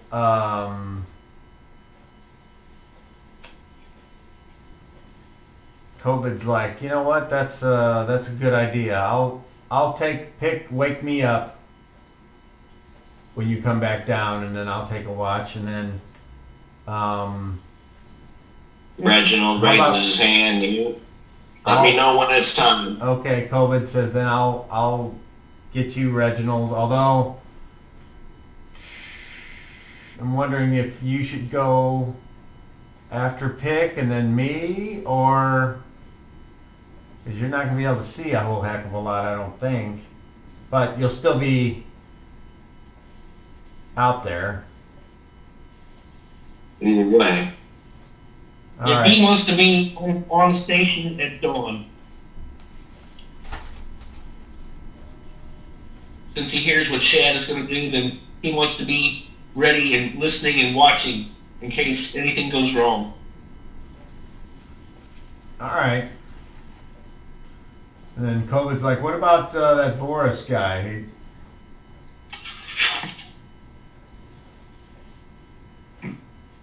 Do you think we should he will go. ask him, or do you think he's too fucked up right now? If Boris is still outside, Guy is going to walk along the parapet to where he can see down to the dock and holler, "Boris, come on, we need to get inside."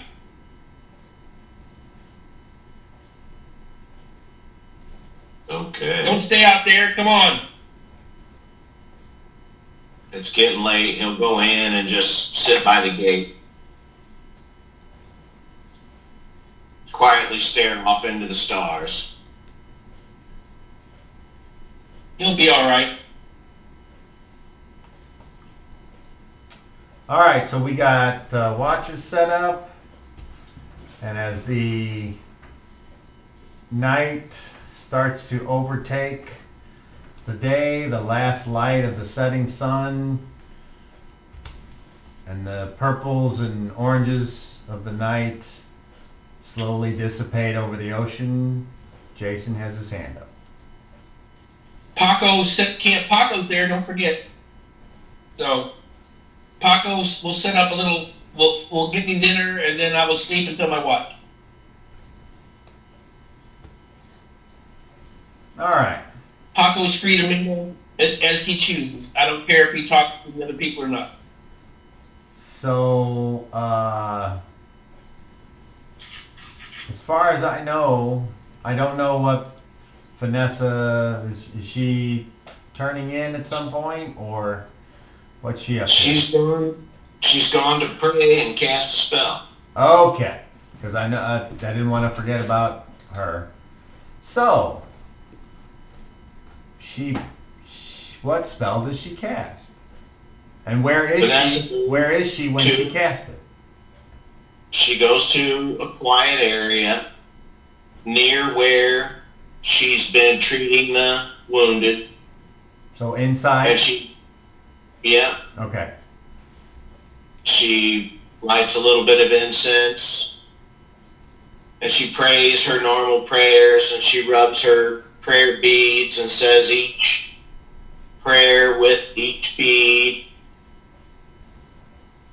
And at a point during the prayers, she asked for the great physician to guide her vision and grant me sight of our enemy, show me what they plan, and help me develop a strategy to defend our people so that the sick and the injured may be healed. And she casts greater vision. It's a 4th level spell. And page 310 of volume 2. Probably 309 is where it starts, but the main description is on 310.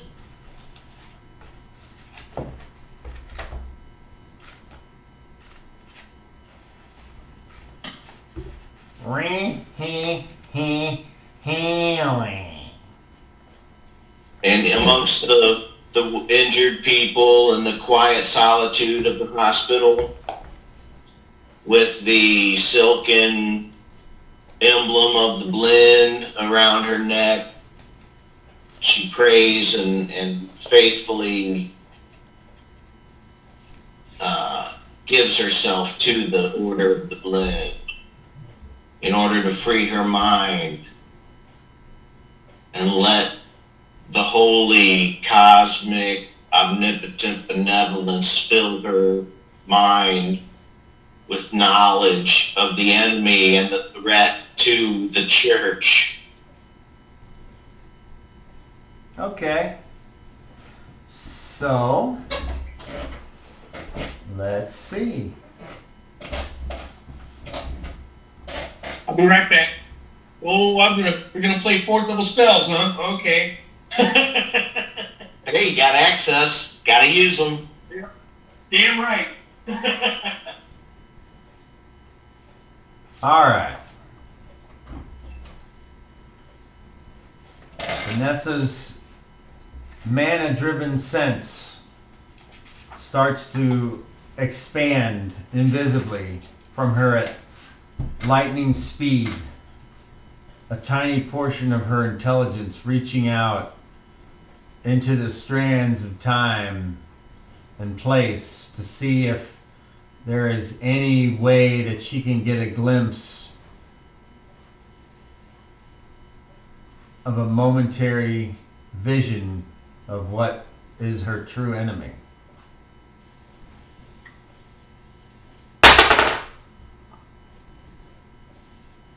I gotta look that up.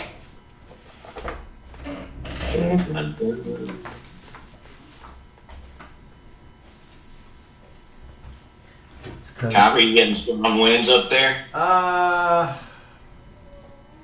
guess I can see a little bit of movement. It's dark outside, so I can't see a lot, but I can hear it. It's I don't hear. it's dripping every now and then. I don't hear as much since I replaced like windows and stuff anymore, so Right. it's nice. Okay, let's see. Where are saving throws? There we are. Okay. I got big windows. Okay, so we're gonna go to here.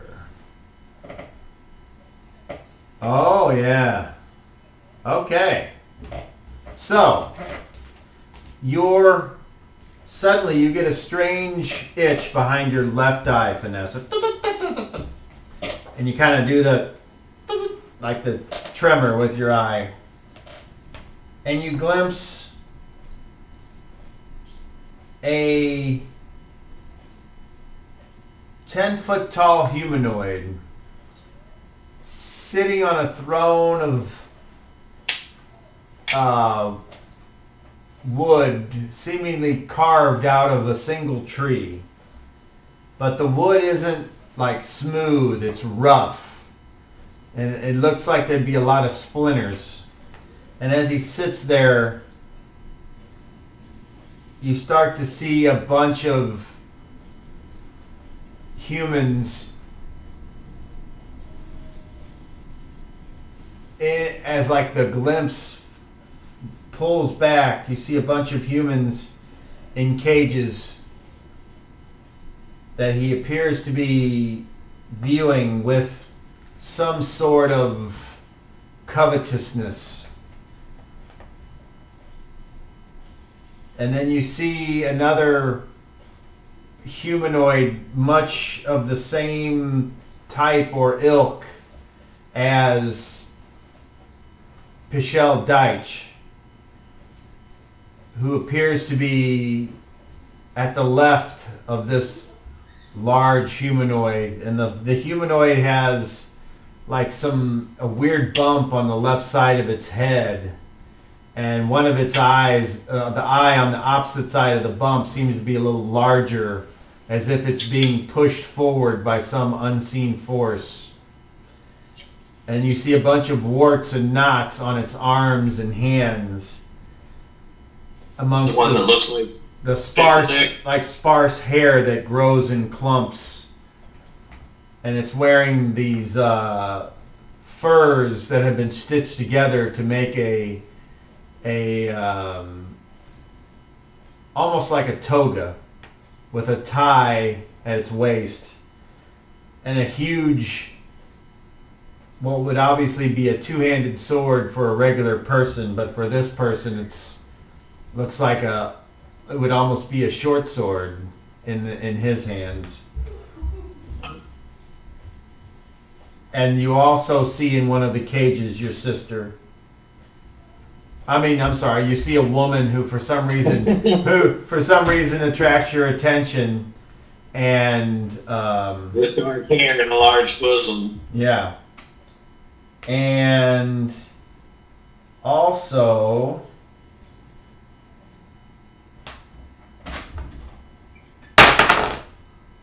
nope, okay. And then the spell ends. And I begin to weep as I finish my prayers.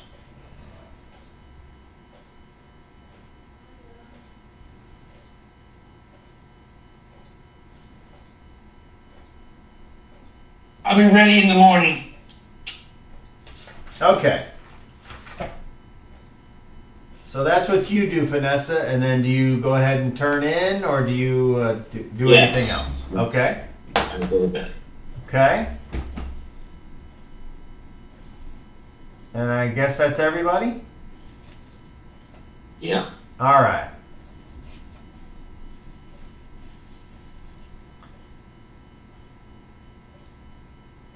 The night seems to pass uneventfully. There aren't, I mean, what noises are heard that might cause you to stir just turn out to be someone else moving or ripping a big fart.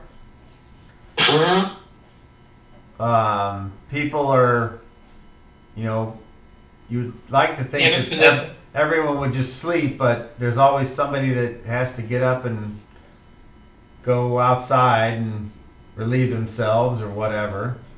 Somebody's coughing.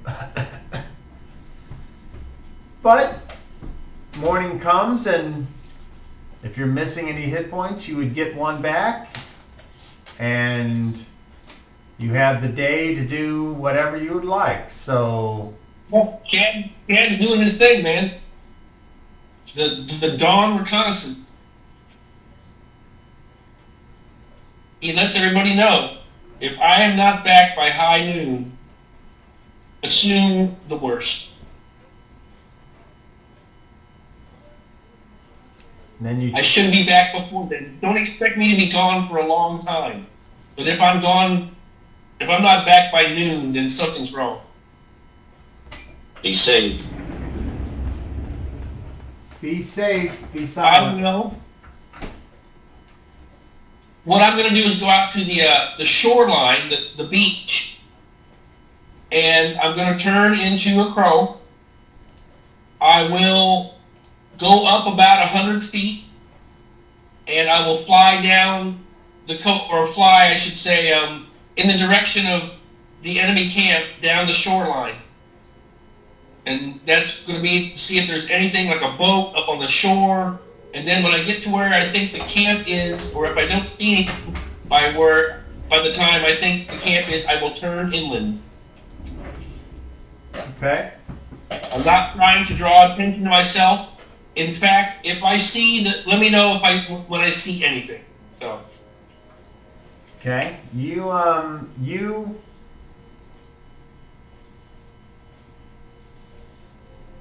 travel back the way you think it would be to the camp. Up the coast, I'm sticking to the shore. Okay. Yeah. So how would you know when to turn The in? time, I figured, like you said, and also there's the smoke. The smoke should be hard to miss. Make me a perception check. Let's see if you miss it. I was going to say the smoke should be hard to miss. A grand total of 29. Okay, well, even though that's not a good roll, you do see the smoke once again. And you fly No towards boat it. in the shore? No. All right, I'll turn inland towards the smoke. And I'll go up a little higher Okay. so I can get a good bird's eye, as they say, a good bird's eye view of the camp below me.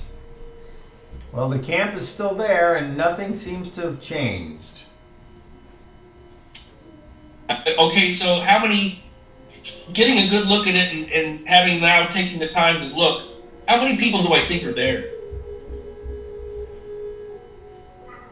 You would guesstimate, we'll just say in the neighborhood of 500. Are there pavilions? No. Just tents? Yes.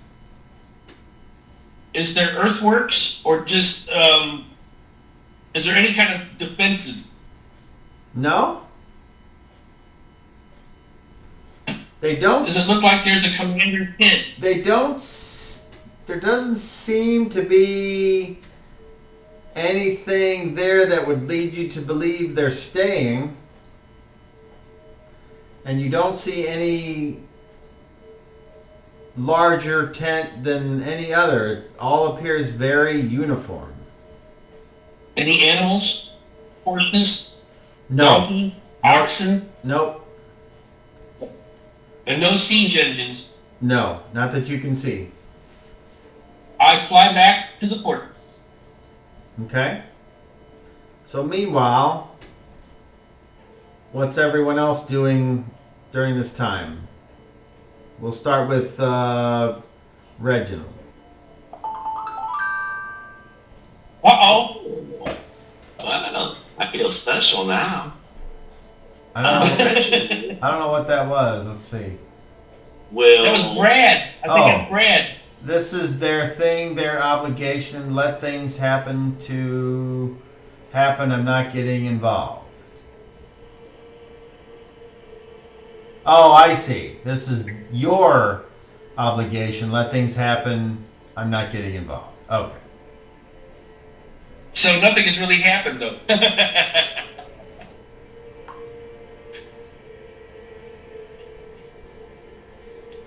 Okay. okay. So Reginald is going to try to scour more closely to find somebody with shoes. He's going to feed his horse. He's going to take care of that stuff. And he's going to look around to see if he can find any shoes or a clean shirt. But then Boris will work on curing the meat from the lion that they got, and he's going to start working the sinew that he pulled from the spine that ran down the back leg to make the string for his crude bow that he needs to build. Okay. And Vanessa will tend to the wounded after she says her morning prayers.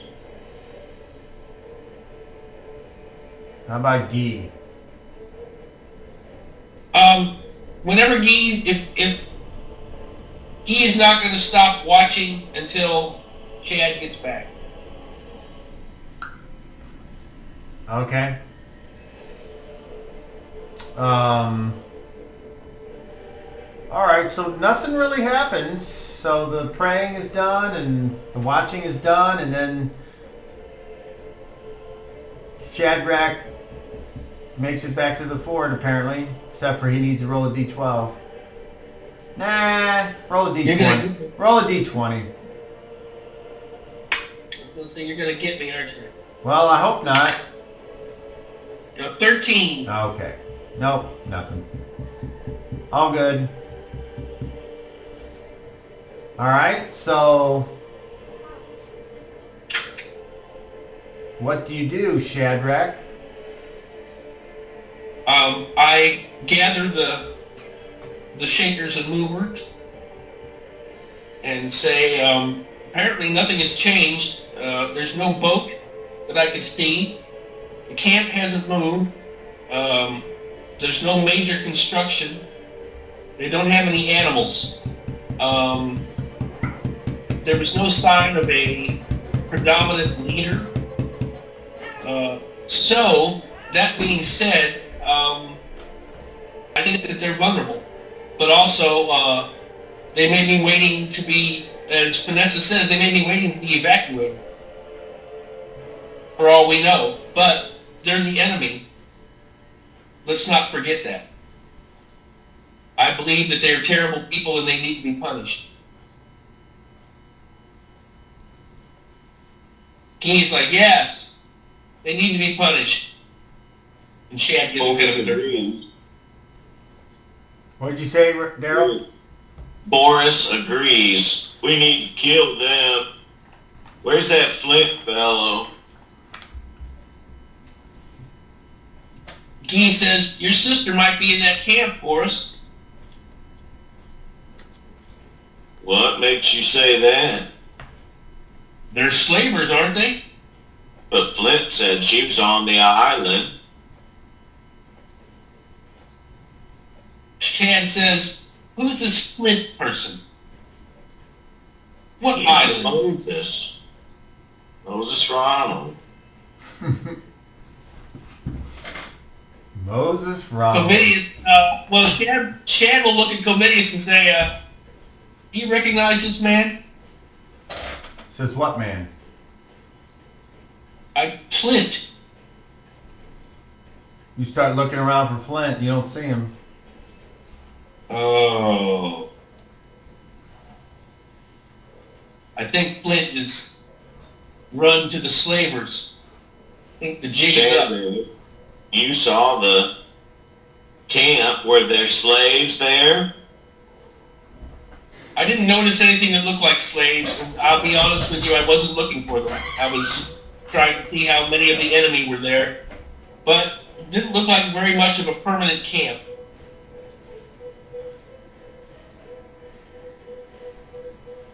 I can always go back and look again.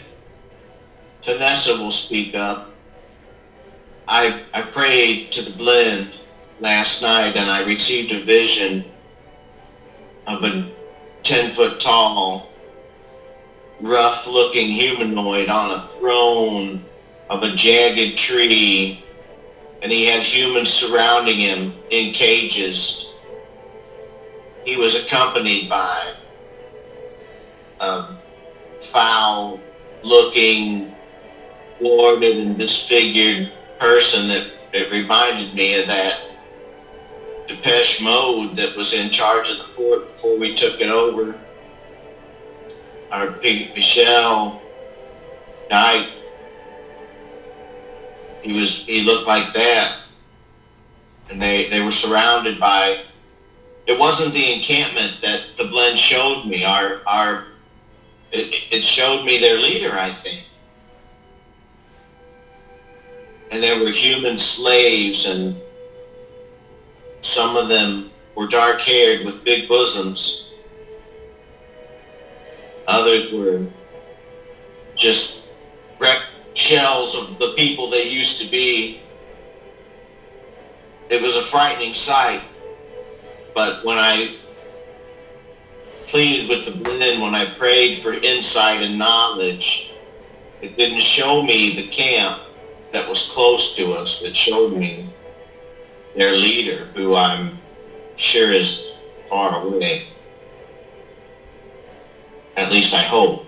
Shadrach, did you see any leadership or might, show of might in their camp?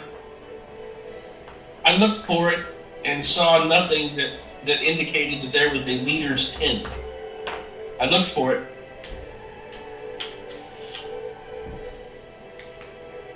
I think we need to take some captives and question them.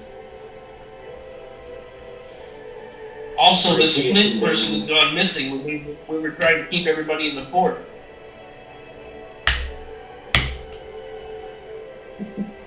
Vanessa came and he looked at Boris and Ian says, you said this was an act of Raymond, and you should never have let him go.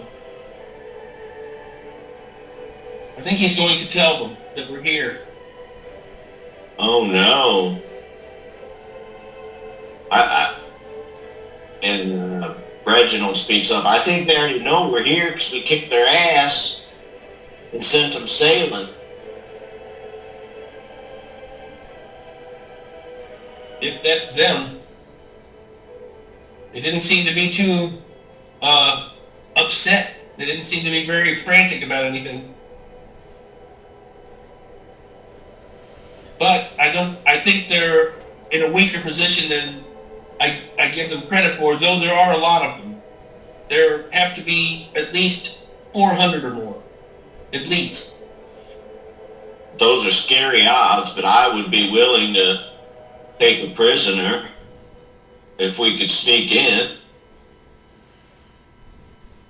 I think between myself and my friend Pick are probably the best people here for sneaking in the middle of the woods in the dark.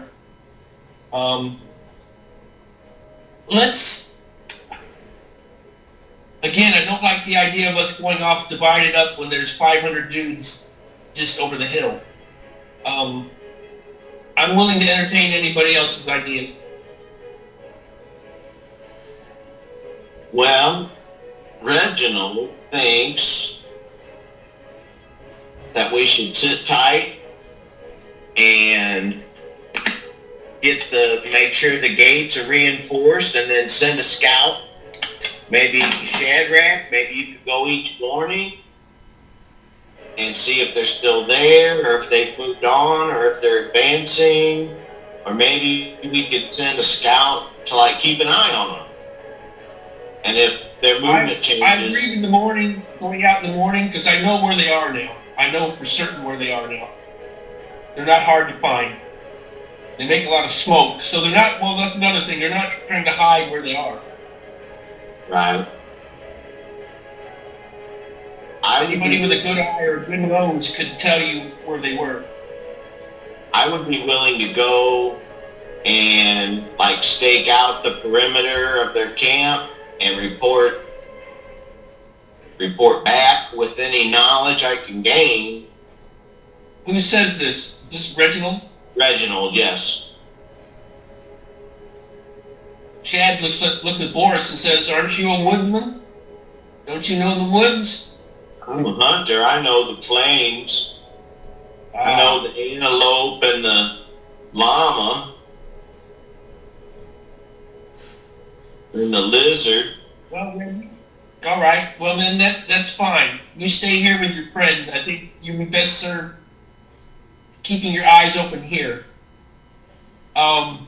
Reginald, if you want to go with me, that's fine. Because on foot, I can do just as much. It'll just take us longer to get there. But it will also give us a chance to look in the woods to see if they have a scout. So I think we should do a reconnaissance in force. There's my recommendation. I like that idea, says Reginald. Pick says, I've got a different idea. I say we get the people, we head towards the monastery, we burn the fort. That takes us right past the army if we head toward the monastery. Yeah, we'll be going right at them if we do that.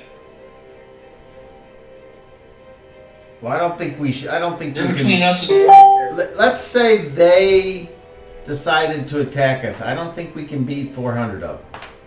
And Covidia says there's no way we can beat 400 of them. But won't the fort? What, can't we reinforce the gates? It won't matter. They could set, if they set fire to the wood. I mean, yes, it's set up to not burn, but they can just starve us out. If they decided to surround us. No, they won't starve us out. I can guarantee you that, says Shad. And it will be very difficult to burn this fort down if I have a stand. I can make it very hard for them to get in here. And I can feed everybody here. That's not a problem. But for how long? But they have no siege engines. They don't seem to be geared up for an attack, because if they're going to siege a fortress, they're not very well equipped for it. I mean, well, I don't know. Reginald speaks on it and says, I don't know if they're going to attack us or not, but I kind of like the idea of destroying this place. Burn it down and get out while we can. How many people here cannot move under their own power?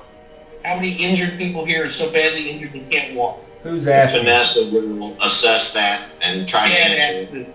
Chad will ask Vanessa. Okay, so over the time that's been going on, pretty much everybody's able to get up and go now. Awesome. All I think right, well, that we can all be on the move. how many people are here? Has there been a count? Kettle Look to Tom count. says there are 55.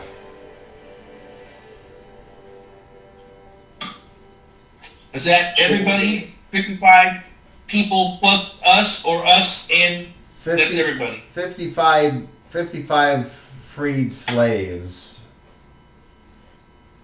And then and plus us. Okay. Well, Chad will support what everybody else wants to do. If we think we can get these people out of here safely, then I'm all for it. But we can't leave these people a fort just to move into. That I will help destroy this place and turn it to ashes. So Kettle Tom says, let me present this option to the people.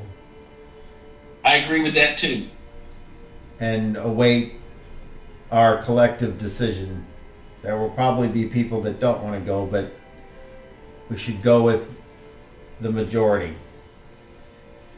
And I'll look at the group surrounding us or the people that are all gathered here and I say, I think we should all get on the parapet so they can see us. See us all, and we can talk from there and they can hear us instead of being down here. I would prefer to be on their level. If you wish to watch from above, go ahead, but I will not. Somebody needs to be up there. I will not address them as their lord. Vanessa, would you accompany me? Of course. If you wish, Angel's up on the parapet. if you wish to help, gather everyone around down on the beach.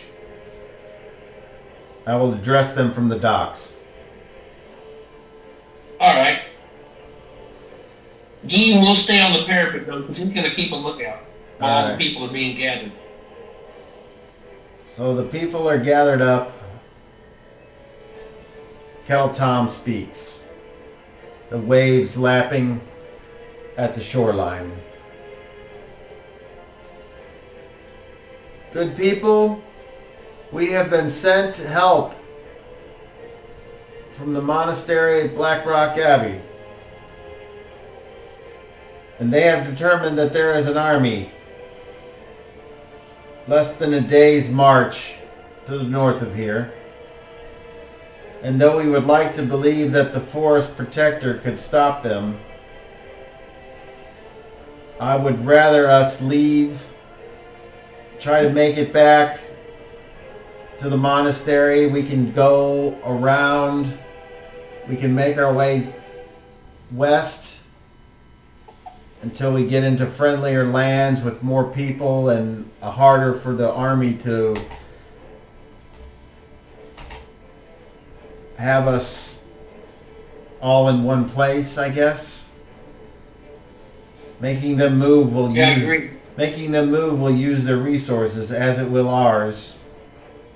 But we have people here who can create resources from the manna of heaven, and I don't know if they do or not.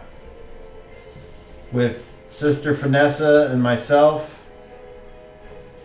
Shadrach of the Green, and these others that have sent, Guy and Boris, I believe we can get to safety if we stick together and if we protect you, if you cannot protect yourself. But I am not in charge. I just lean on my experience. And it is with that I think that the best idea is for us to leave. So I would like to put it to all you for a vote. If you think you need the time to talk it amongst yourselves, that's fine. But really a simple straight up or down vote would be fine. And the people kind of start talking amongst themselves, and that lasts for a while. And then after about 10 minutes or so, go ahead, Daryl. Brothers and sisters of the blend, Kettle Tom's advice is wise. And now that we're all on our feet and able to move, I think that it is the best course of action. Please know that it will be a dangerous journey, but with the protection of these warriors that have joined us, I think that the blend means for us to rejoin the monastery. We know that this enemy will try to retake their fort, and we should get out while we can. Blessed be the blend, and may its healing light shine upon you all. And she bows and steps forward. Kettle Tom says, thank you, sister. That was quite eloquent. In which the people are like, ugh. Well, now, Cobb, I want to say that at 7th level, she gains followers. So now maybe that could have an effect on your reaction or the crowd's reaction to, like, say, oh, wow, she's a really powerful healer and harnesses the magic of the blend. All that jazz.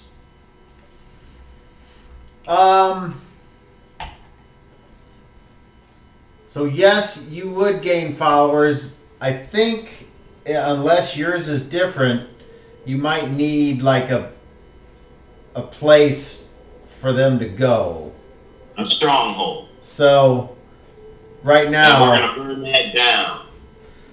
Right now, I was kind of hoping to make this the stronghold and make a stand for the blend, but looks like it's not. Man. I know. I was going to take over the forested area. I know. Well, you guys can still speak up if you want. Because I don't think it's the best course of action. Chad will speak up. Chad will say, if now we choose to leave, then now is the time. Our strength will be further inland. The forest will protect us, and in the forest my strength will be much greater than here, next to the great water. Our enemies are connected to the water, and further inland they go, the weaker they will be. So I will support any move from here, but I will not leave anybody behind. Kettle Tom says, once we all are safely away from the fort, I will request that Shadrach, or unless someone else has an ability to create a fire hot enough to start the fort on fire, to please do so. So make sure you get whatever you wish to remove from the fort, because we're going to be leaving shortly. Get some food in your bellies if you haven't already. And he says, so go. I'm looking up the spell right now. Go prepare, and the people all head back inside and gather what meager possessions they've either scrounged or actually created through their own professions and whatever. And then after like an hour, they've gathered back outside. Kettle Tom is ready. Pick and Covidius are ready.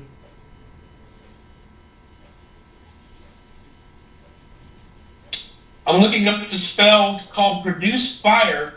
Is the most fiery thing I can do, I think. Not sure if Vanessa can create fire, but I don't know. I'm looking. But I can produce fire, and that's like a 4th level spell. So, what the hell? Well, what's that do? Let's look it up. I'm looking. Let's look that up. That's why we got these cool books right here. Produce ice. Oh. All right, watch out. Look, and I shot past it. Damn it. Produce fire. You shot your gumpkin. Main event spell causes a common fire of up 12 feet per side in area. It ignites additional flammable material. The fire produced by the spell inflicts 1d4 points of damage plus 1 point per level. That's about it. I can create fire in that's a 4th level spell? Got a feeble. For a big D4. What? By means of this spell, the caster causes a common fire of up to 12 feet per side and area. Yeah, that's really weak-ass 4th level spell. It ignites combustible materials That's not bad. so as to cause continued burning. I mean, that seems like that would be quite a start to me, but Yeah. If you think that's sufficient, I will cast it. I was skeptical. I will cast the spell. Let's see here. I mean, obviously, if you want to cast it more than once, if you can, that would just hasten the spread. You would think, unless this fort has some type of magical protection. Oh. I really hate wasting this as a 4th level spell. Oh, that's why we play the game, so you get to make choices and live or die on your own accord and a few die rolls that just screw you up your plans. So. Um. All right, everybody, let's go! And Kettle Tom whistles. And everybody starts walking. The hell with it. I'm not doing it. Just leave the place. I'm done. Just go.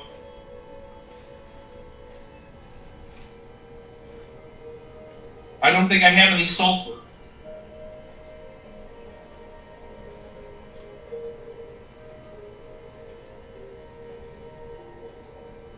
I need sulfur and wax. Not things I normally carry.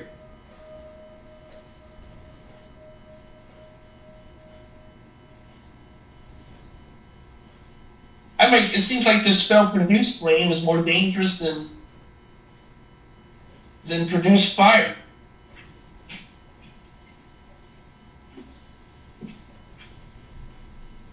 I could walk around with produce flames spewing fire all over the fortress for like, let's see, 1 round per level. So for 7 rounds, I could walk around lighting this place up with bursts of fire. That seems more realistic.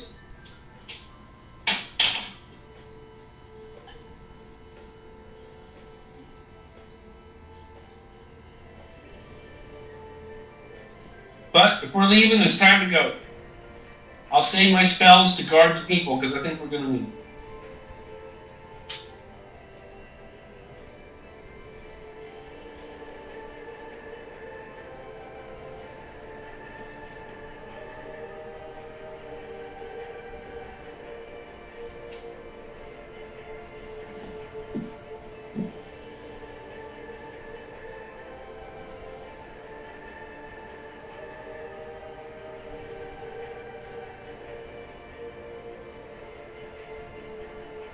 We're just not set up to mantle fortress. I hate abandoning it. We don't have enough people. It would take time. I mean, burning down a big building takes time. Yes, it does. But once you get it started, it'll be crackling in no time. I think...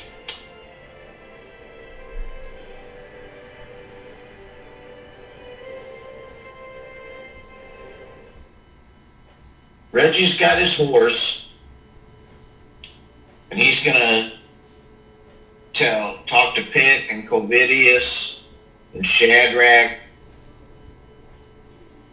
and he says, I think somebody needs to ride to Chex and let the Republic know, you know, this new guy, he says he's part of the Knight of the Realm or whatever, but I've never seen his crest. It's not a volcano.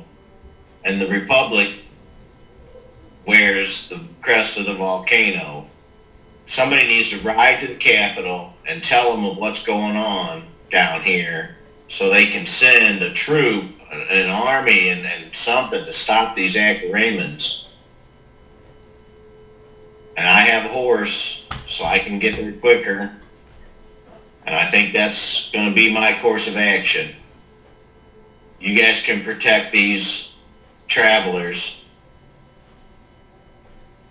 But somebody has to let the Grand Mucky Muck know what's going on.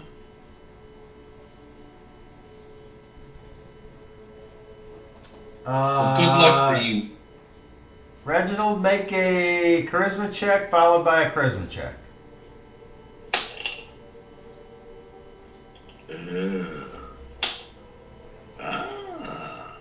Well, now the first one is a 19, and the second one is a 34. Okay. Pick's like, That seems like a good idea to me. And Covidius is like, can't you do it after we escort the people to safety? But we're closer now. If I ride then, I lose 3 days that I could gain. Because I think I remember it being at least 3 days back to the monastery. I mean, I can appreciate you wanting to reveal and tell this information, but I mean, I just think protecting the people is more important than that, but you know. I'm not do what you want. Equipped to do much. All I can do is swing this crappy old short sword. You're going to be better than any of these people. Chad says he does have a point. I know I do. I could fly, if it's that case, Reginald, I could fly back and tell them. Would they listen to me? Probably. I don't know. I haven't been there in years. All right, somebody's going to let them know. The people are walking off, and Kettle Tom and is leading the way on foot as Covidius is like, whatever, man. And he falls in with the group. Picks like, yeah, I'm staying with the people. They need to be protected. So, but you can do what you want, Reginald. Hopefully, I see you again. Stay safe from this. And he turns his horse and rides northwest. All right, I need Shadrach to roll a d12, please.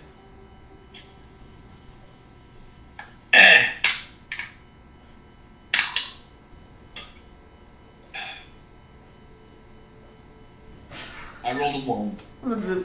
You know what's great is I was sitting there thinking they're going to have all these great plans and they're going to make great speeches, and then just when they're leaving, here they come. Now I need both. Now I need Shadrach. Roll a charisma check.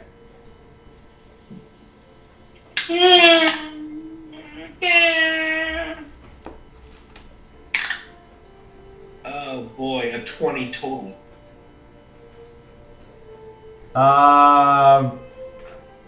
Reginald, make a charisma check.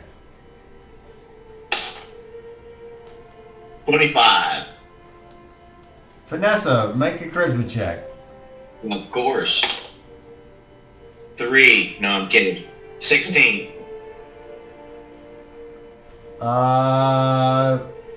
Daryl, roll me a charisma check for Pick, please.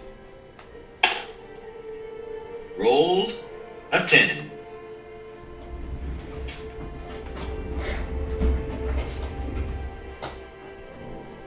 I'm going to guess it's a 25. Did Pick have a high charisma? I think he was alright. It's 24, 25, I'll bet.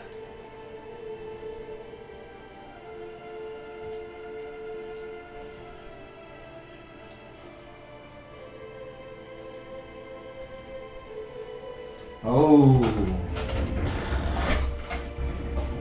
That's a pass. Uh-oh. Okay. Jason, roll the charisma check for Covidius. I rolled a 2.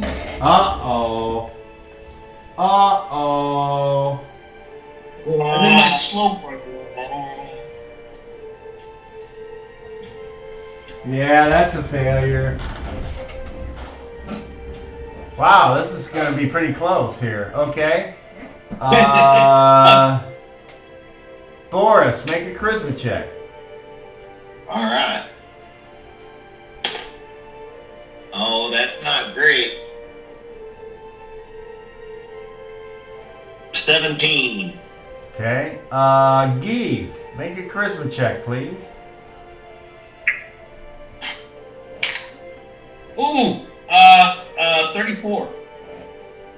No, wait a minute. Sorry. 15 plus 19. 34? Yeah, 34. Okay. Is that everybody? I think it is. You got rolled a 19. Hot damn, Key. So we got 4 failures and 3 passes. So it comes down to Kettle Tom. Here we go. Uh-oh. Oh, mega success, but not a natural 20. So that's a pass. So 1, 2, 3, 4, 5. Yep, that's 8. So it's split. So we'll just leave it up to the dungeon master then. Let's see what happens. Argument at the gate. A 7. That's not good. All right. You want your horse. You don't need that horse. Coward. All right. So as the group is taking off,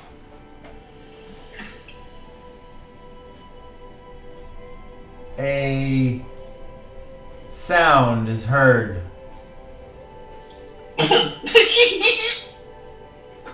A whistling barrage of arrows.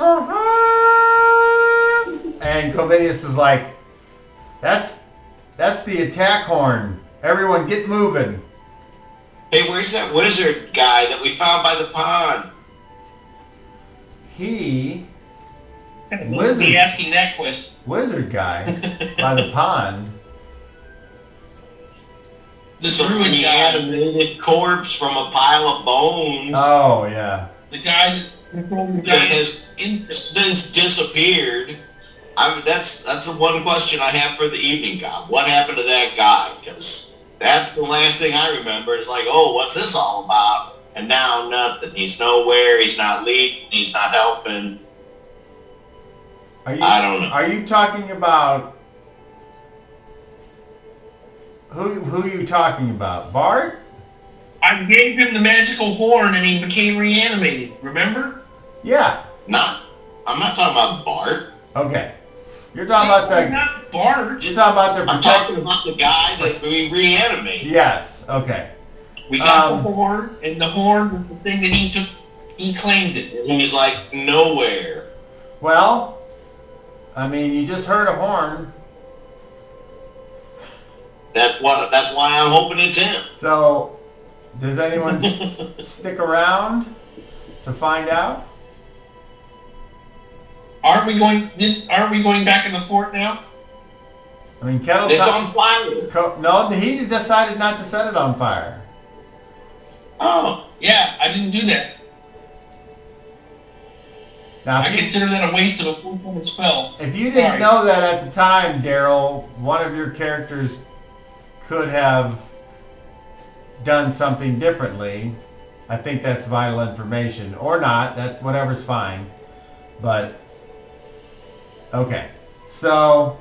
Yeah, Shan's priority said it was protecting the people. He'd be better off protecting the people. The people start moving faster and running in just a big,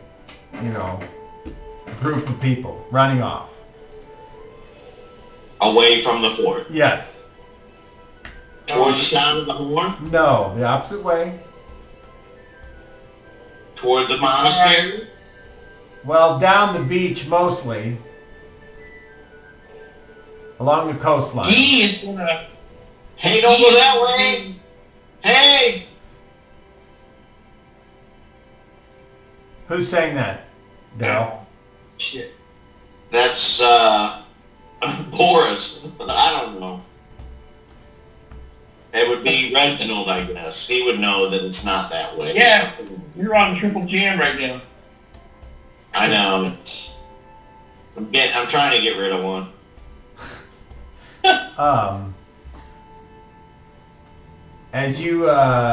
as you like started to ride away, and then the horn went, and you looked, and everyone started running down the beach. You're like, don't go that way. Kettle Tom says, we're just trying to get away from the fight if we can, and perhaps lose them in the woods. Unless you have some type of way to... And then he kind of looks up at you, and he's like, I don't know. And the fort seems more secure, but go ahead, run off in the woods. all right, well, they're gonna, they do what they said they were gonna do. So they stick to the plan, and they run off. They run. And they run, and they run. And eventually they quit running, because not all of them are runners. One of you is. And they start to walk. And the sound of whatever was going on behind them gradually fades away. Who knows what that horn signaled? It could have been the horn of battle from the Acharamans, which Covidius thought. Could have been the horn from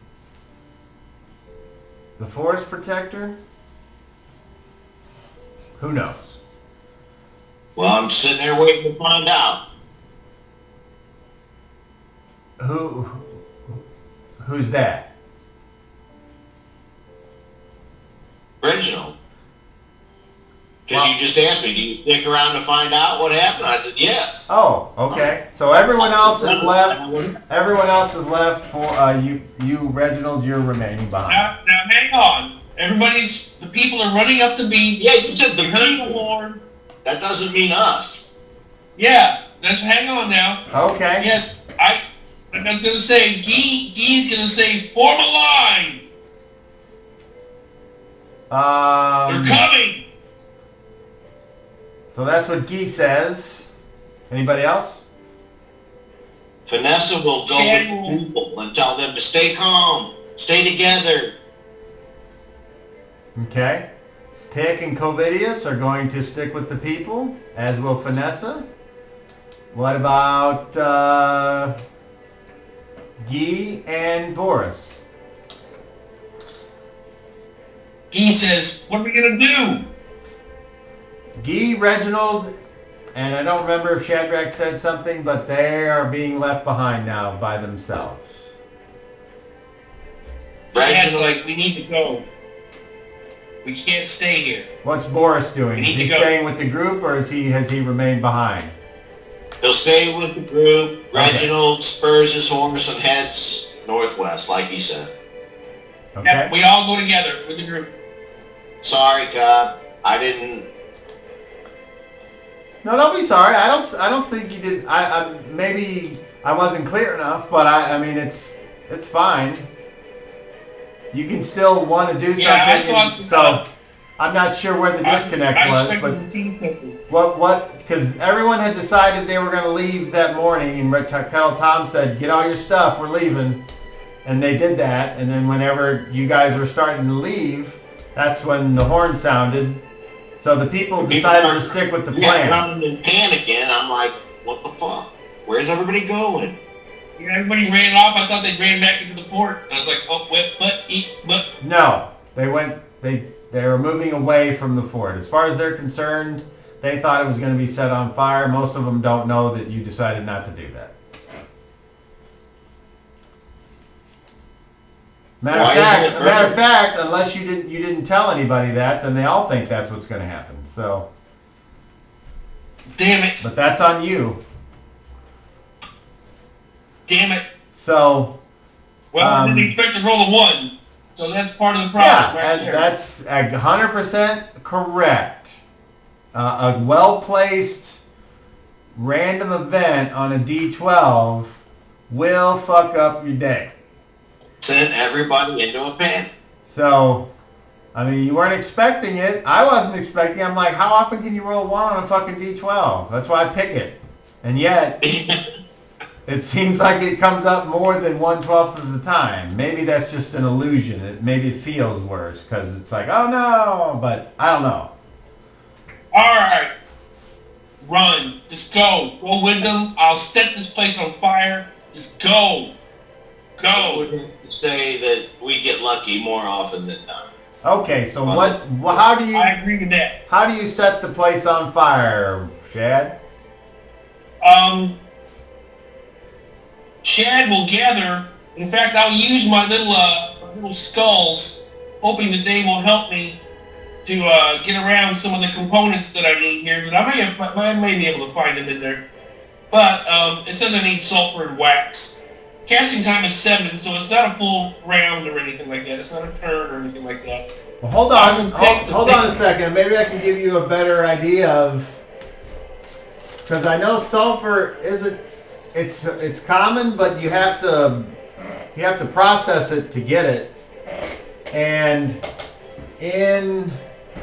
there's a book that's kind of like got if it's considered rare or not. So just hold on a second, because it's possible you might have some. Raw sulfur, you can get that with your hand. You can pick it up off the ground. Because I've been reading about that, how the conquistadors in Mexico just basically lowered a guy on a rope into a volcano with a basket and filled it up with sulfur. And that's how they stored their gunpowder. Yeah. So, it's not hard to make gunpowder. It's not hard. If you have sulfur, coal, that's about all you need. I'll be right back, but I'm hip. I'm going to produce fire. I will produce it on the biggest area of concentrated wood. And, like I said, if I have to get away in a hurry, I can do that. I don't think the army is going to, come leaping out of the forest with jump jets. So, I can always go jump in the ocean. Everybody else just run. I'll burn the place down. Burn the place down. Nice. Very nice. So Daryl, how many people still work there from 10 years ago? Besides you. Martha. Oh, Martha ended up making it, huh? I thought she had some stuff going on. Oh, she's awesome. She does have stuff going on, but who doesn't? Okay. And then Don's the same. And then is there anybody else there? Yeah, there's a new guy named Ryan who's been there about 3 months maybe. Okay. And he doesn't have any experience with machine shop, so he's just kind of an operator, helper. And Melody is the office manager. She's been there a little, oh my gosh, maybe 2 years now? A little over, almost 2 years. And your boss wanted to sell just because he's getting older, I guess, or was there something else going on? Well, he was building the company to kind of pass it on to his daughter, and she passed away a year or so ago. Oh, I didn't know that. Okay, I was just about to ask, is the daughter still running the office? But you said a different name, I thought, so it's like, okay. Right. Melody, like I said, Melody's been there almost 2 years. What happened to the daughter? Elizabeth trained her before she left. She was just at that age and didn't want to work for her dad, I think, and they just weren't seeing eye to eye. So she took off and married a guy and was pregnant and died in childbirth. Yeesh. That's fucking awful. The baby is fine. She's almost 2 now. But, yeah, that really kind of set him back. And the way he put it was took the wind out of his sails. Yeah. No, I can see why. Yeah. Hell yeah. So, his goal changed to retirement instead of building the business bigger and passing it on to his kid. That's sad. And interesting, I think it's interesting, or if not, just coincidental, the new owner and his wife lost a daughter a couple years ago to suicide. So they shared that experience, You know, in the sales routine or whatever, they learned that about each other. I just thought it was coincidental they had both gone through that. Yes. Okay, so you have some sulfur, Druid. I was going to say, wax is probably easier to get. There's probably at least a lump somewhere. So, I will, as I said, find the thickest area of wood. If it's inside of a building, I will start the fire inside the building and let it burn like that. Nobody has to stay with me. It won't take me a minute to do this. But I will go down on my knees wherever I'm casting the spell, either inside the building or outside. Well, you tell me, and I'll narrate the outcome, but you tell me how you get to a point where it's either burning or stupid. And the more specific and elaborate you are with your telling of your story, I will up the chance that it works. I will enter. There is area where I'm talking about where there's the most area of wood, correct? There's like a command building, right? If you remember the fort, it's square, and then there's also a square tower with steps that go up it like back and forth, zigzag, until you get to the top on the roof, and then there's a centerpiece that goes up just a little bit further than that. So if that's not connected to the parapet, is it? It's all connected. It's all a structure. Oh, okay. Well, the only thing that's not connected is the wood outer walls. That's separate. Chad walks into the main building. Inside the main building, I go to the middle of the floor. I make sure that I'm in contact with the wood. As you look around there, you are surprised to see that there are, as I might have described, I'm sure you forgot because we all forgot, there was an unusual amount of lamp oil in this fort that never got used. I think this place is going to burn pretty good. Well, we'll see. Keep going there, Splatchatory. I will put my hands in contact with the wood, calling upon the forces of fire to cleanse this place. The flames, this wood used for unholy purposes, to punish and harm others. Let this place be wasted. Let it be ash, that the enemy may never use it again. I smack my hands to the wood, and then I would say you would see this black outline around my fingers and then smoke. And as I pull my hands away, the flame just comes up from where my handprints are and the place starts to burn. Alright, I think I can visualize that. And what spell do you actually cast? Produce fire. Alright. I could have cast it from 40 yards away, but I wanted to be in the middle of it. So at first, the power of the mana, as you take the material component, form it into a ball, but instead of throwing it, you rub it between your hands and smash it along the wood, causing there to be like a handprint as almost the flames go under your hand and almost forcefully push your hand away from the wall just for that brief instant. And then, like quicker than you can say, a 12-foot square of flame just spreads out, almost blowing your hair back and causing a breeze as the warm air, it like, the volumetric pressure is instant. And then, as you look, you see that right below the wall there's an open bucket of lamp oil, and you decide, and you just kick that fucking bucket, and it splashes along the wall. and all this black smoke starts billowing out, and you're like, yeah, it might be time to go.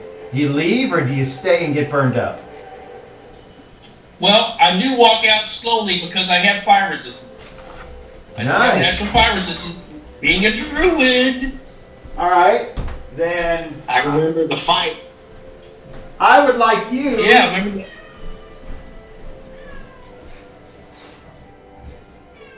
To roll anything but a natural 1, please. On a D20? Yep. Anything but a 1. Alright.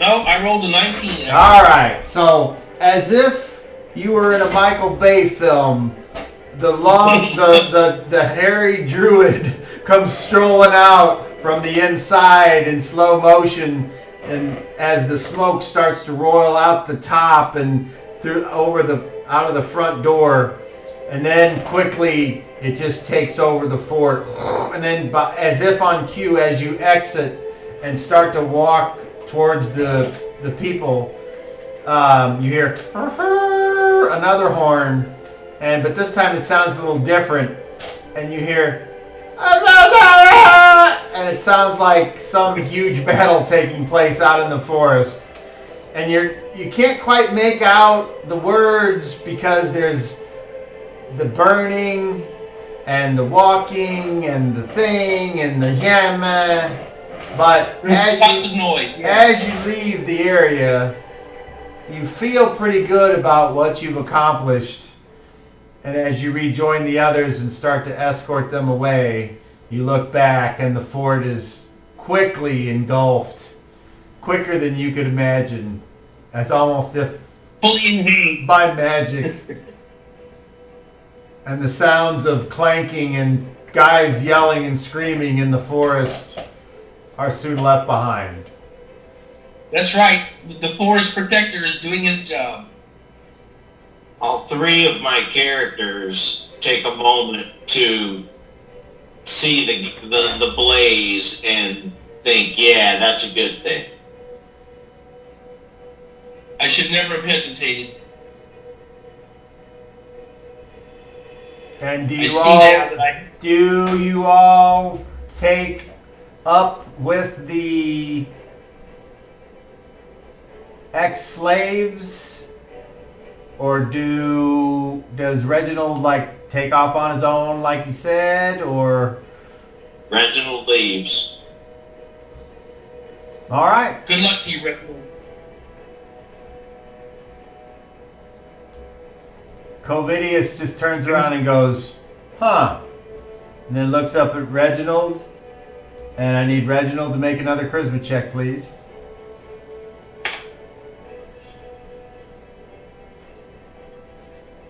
Me 8. He says, good luck to you, buddy. We'll see you next time, and he puts his hand up. And you shake his hand. I rear the horse and off I go. And there I goes, give you a good berry. and there goes Reginald. As Shadrach tosses him a good berry, Reginald, roll a dexterity check. Shadrach rolled a hit. Oh, Roll the hit. Oh, at 20. I did not hit anything. Well, you're adding your deck. You're doing your missile combat on the left of your sheet. Yeah, my THAC0 is 16. I rolled a 5. Well, you're not trying to hit him so much as get it in his general vicinity. So you know, and he's not avoiding it. So you get there, and then he with a 20, he's like, doop, doop. And we'll just say for the fun of it that he fumbles it and the horse steps on it as he rides away. And I think that would be a good place to commence tonight's episode. Reginald has left the scene, and the rest of you are escorting the ex-slaves back to civilization, hopefully. Back to the monastery. Or somewhere. Yeah, I had no faith in it. No, sorry. Yeah, 12 feet per side. That's, big fucking square. Well, yeah, and the place is full of oil, which I didn't know, so yeah, that helped. So. Yeah. See now? Kind of Cher weird. became kind of chicken after Covidius' little speech. He's not so quick to go out and do stuff now. Like you said, he didn't want to fly there by himself. He didn't want to be the crow by himself. Yeah. He got kind of chicken. Well, you'll have that. But that is episode 43 or 44, I forget. 44, sir. 44, and hopefully you've enjoyed this good distraction from the bullshit that is the times in which we live. And unless something else changes, hopefully we will get back together in 7 days. Any parting words from you? Any, yeah. Nothing? Good seeing you, brother. All right. Very good. Thank you so much. I love it. I look forward to this. You don't know. Thank I you so wasn't much. sure how it all would boil down, but I knew I had to get at least one of them out of there. I was not sure either. So, you know, that's one thing I enjoy is letting things go by themselves and being surprised. As you always say, you can't write this stuff. All right. Well then, peace, and we'll see you next week. Take it easy, buddy. Love y'all. Bye. Bye. And internet, we're done with you too. So, for all one of you that watched, or 2 or 3 or 16 or whatever here on Facebook, thank you. And otherwise, we'll catch you next week.